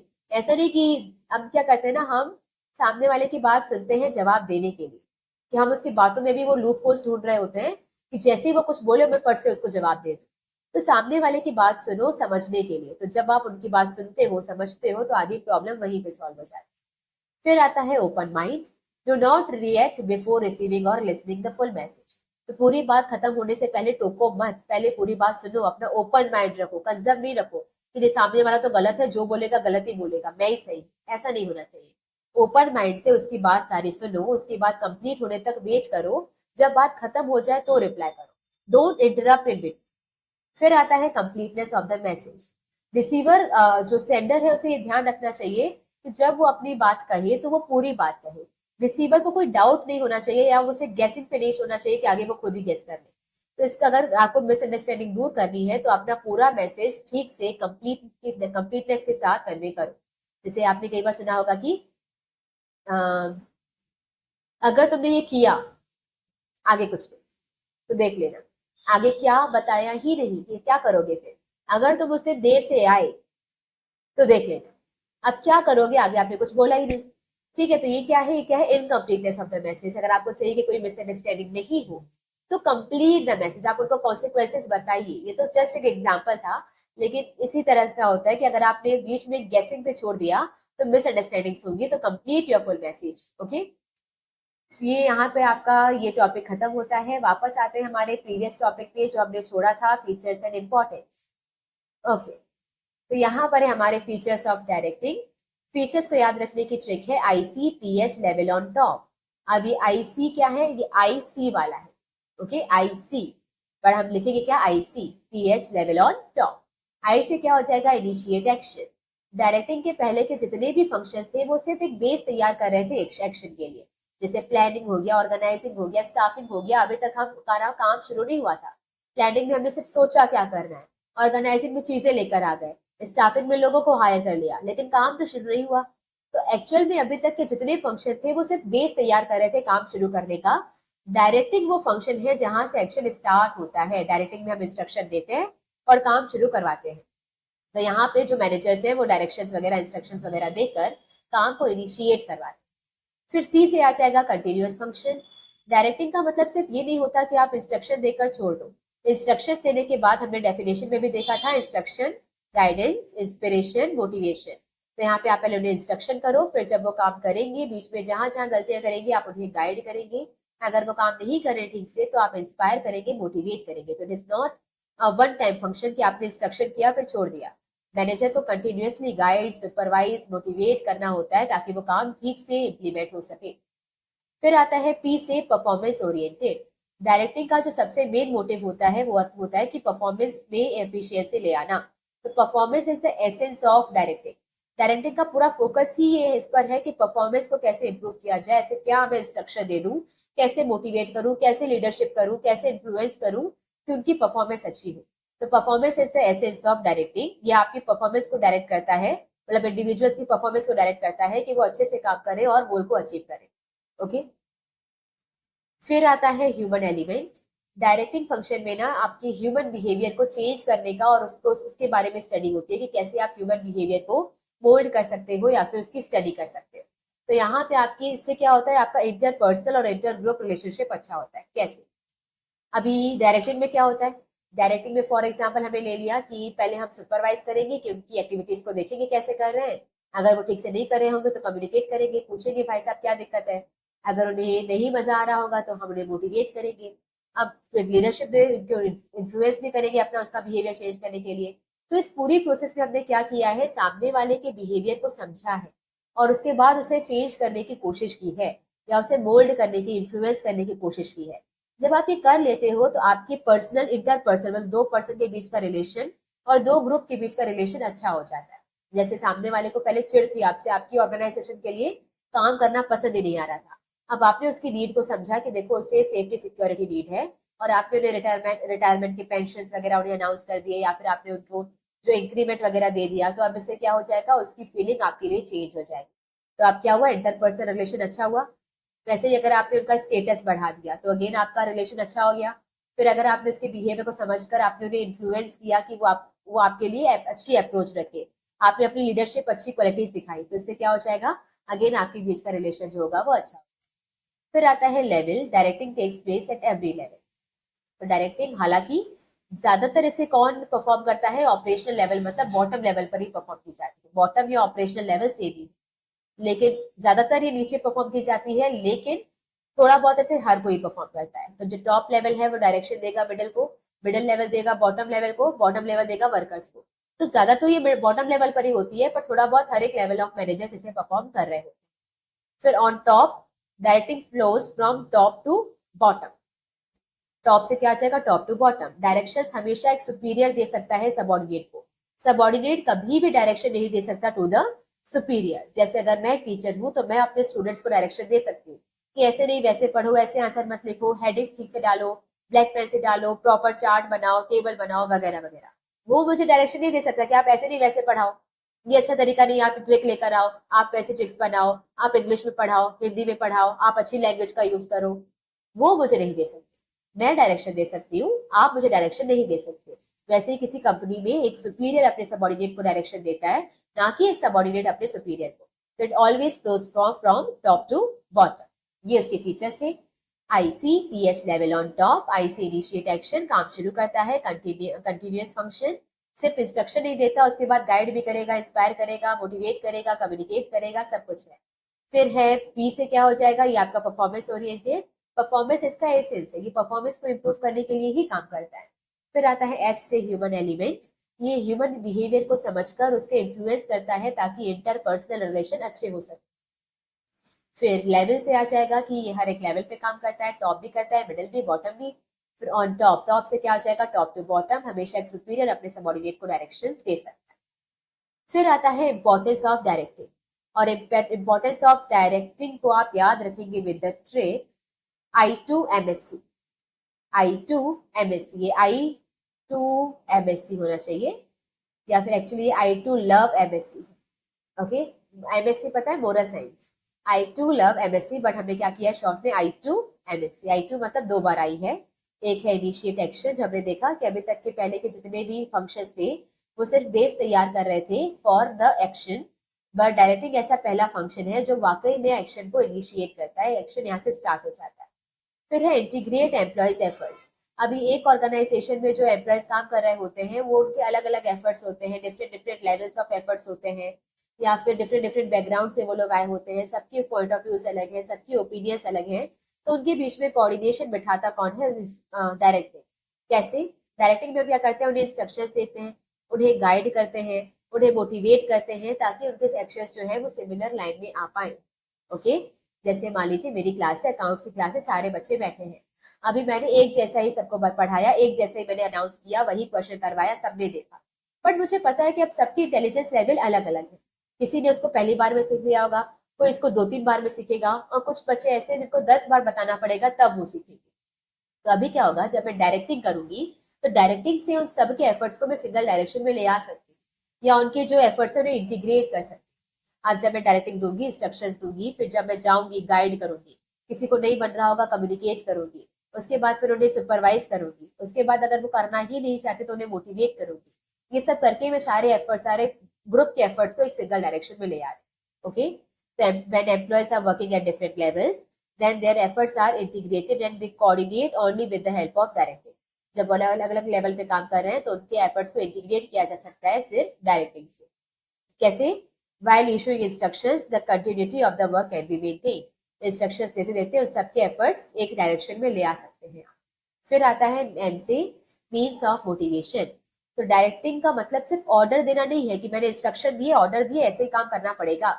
इसका मतलब होता है कि अगर उन्हें नहीं समझ में आ रहा है तो आप कम्युनिकेट करिए, उन्हें मोटिवेट करिए। तो डायरेक्टिंग की हेल्प से आप उन्हें मोटिवेशन भी देते हैं, जो आपने ऑलरेडी पूरा देखा है कि इससे क्या होता है, उन्हें स्टिमुलेट होता है कि वो बेटर तरीके से काम करे। इट इज स्टिमुलेशन, ताकि वो सामने वाला बेटर तरीके से काम करे। आप फाइनेंशियल का यूज कर सकते हो, नॉन फाइनेंशियल, पॉजिटिव, नेगेटिव, इसमें आप मोटिवेशन भी देते हो। फिर आता है एस से stability and balance in the organization. जब आपके जो एम्प्लॉयज हैं वो अलग अलग लेवल पे काम कर रहे होते हैं तो उनके अलग अलग एटीट्यूड्स फॉर्म हो जाते हैं, और उनके एटीट्यूड्स को बैलेंस करने के लिए भी कौन काम करता है? आपके डायरेक्टिंग फंक्शन काम करता है। ओके, अभी कैसे काम करता है? हमने ऑलरेडी देखा कि ह्यूमन एलिमेंट दो लोगों के बीच के जो बिहेवियर है या उनका जो बीच का बॉन्डिंग है उसे चेंज करता है। जैसे हमने देखा था इससे पहले भी कि ह्यूमन एलिमेंट होता है इसमें, और ये क्या करता है? आपके इंटरपर्सनल, इंटर ग्रुप के जो रिलेशन है उसको इम्प्रूव करता है। तो वैसे ही यहाँ पर है, जब लोग अलग अलग लेवल पे काम करते हैं तो एक सुपीरियर है, एक सबॉर्डिनेट है, तो इनके बीच में क्या आ जाते हैं? Ego clashes. अभी उन ईगो क्लैशेस को सॉल्व करने के लिए भी कौन काम करता है? डायरेक्टिंग। जब ये कम्युनिकेट करते हैं, जब एक दूसरे की बात को सुनते हैं, जब एक दूसरे को मोटिवेट करते हैं, तो इससे क्या होता है? उनके रिलेशंस अच्छे हो जाते हैं और एक बैलेंस बना रहता है। फिर आता है फैसिलिटेट चेंज। जनरली क्या होता है ना, जब भी ऑर्गेनाइजेशन में कोई चेंजेस आता है तो employees hesitate in accepting the changes. जैसे मान लो अभी टीचर्स की बात ले लो। टीचर्स को क्या हैबिट थी? ब्लैक बोर्ड में या व्हाइट बोर्ड में बच्चों को ऑफलाइन पढ़ाने की। बट जैसे ही कोरोना आया, अब हमें क्या करना पड़ा? अब हमें ऑनलाइन क्लासेस लेनी पड़ी। अब जिन टीचर्स को टेक्नोलॉजी नहीं भी आती थी उन्हें वो सीखनी पड़ी। तो यहाँ पे क्या होता है कि जब भी ऑर्गेनाइजेशन में कोई चेंज आता है तो एम्प्लॉयज को मजा नहीं आता, वो रिलेक्ट करते हैं, वो रेजिस्ट करते हैं, वो पूरी कोशिश करते हैं कि ये चेंजेस नहीं आने चाहिए, क्योंकि ऑब्वियसली कई सालों से वो एक तरीके से काम करते आ रहे हैं। अब आपने बोला कि नहीं अब इस मशीन से काम नहीं करना, अब इससे करना है, मेथड ही बदल गया, तो अब क्या होगा कि वो चेंज करना नहीं चाहते। पर डायरेक्टिंग फंक्शन से चेंजेस इंप्लीमेंट किए जा सकते हैं ज्यादा इजी तरीके से, क्योंकि यहाँ पे सुपरवाइजर्स होते हैं, वो उन्हें लीडरशिप का यूज करके वो उन्हें इन्फ्लुएंस करते हैं, उन्हें मोटिवेट करते हैं, उन्हें गाइड करते हैं ताकि वो चेंजेस को इम्प्लीमेंट कर पाए। जैसे कंप्यूटराइजेशन। पहले क्या होता था? पहले हर एक चीज की फाइल्स बनाई जाती थी, फाइल्स में सारा डिटेल्स नोट की जाती थी। पर जब से कंप्यूटर आ गया है सारी इंफॉर्मेशन कंप्यूटर्स में नोट की जाती है। बट जैसे ये चेंज आया होगा तो लोगों को कंप्यूटर सीखना पड़ा होगा। तो जब भी ये चेंज आता है तो एम्प्लॉयज इस चेंजेस को इम्प्लीमेंट नहीं करना चाहते, पर जो मैनेजर्स होते हैं, जो सुपीरियर्स होते हैं, वो उन्हें गाइड करके, इंस्ट्रक्शन देके, मोटिवेट करके, इन्फ्लुएंस करके उनसे वो काम निकलवा देते हैं। तो उस चेंजेस को इम्प्लीमेंट करने में भी हेल्प कौन करता है? डायरेक्टिव। I2 MSc। I2 मतलब इनिशिएट एक्शन और इंटीग्रेट एम्प्लॉयज एफर्ट्स। M से क्या हो जाएगा? Means of motivation. फिर S से क्या हो जाएगा? Stability and balance in the organization. और C से क्या हो जाएगा? Changes, facilitate changes. So that's it for this chapter. अगर इस पूरे चैप्टर में कहीं पर भी आपको डाउट है, कोई सजेशंस है, कुछ कंप्लेंट्स है, तो please let us know in the comment section. और अगर आपको ये पसंद आ रहा है तो please like, share and subscribe. Thank you.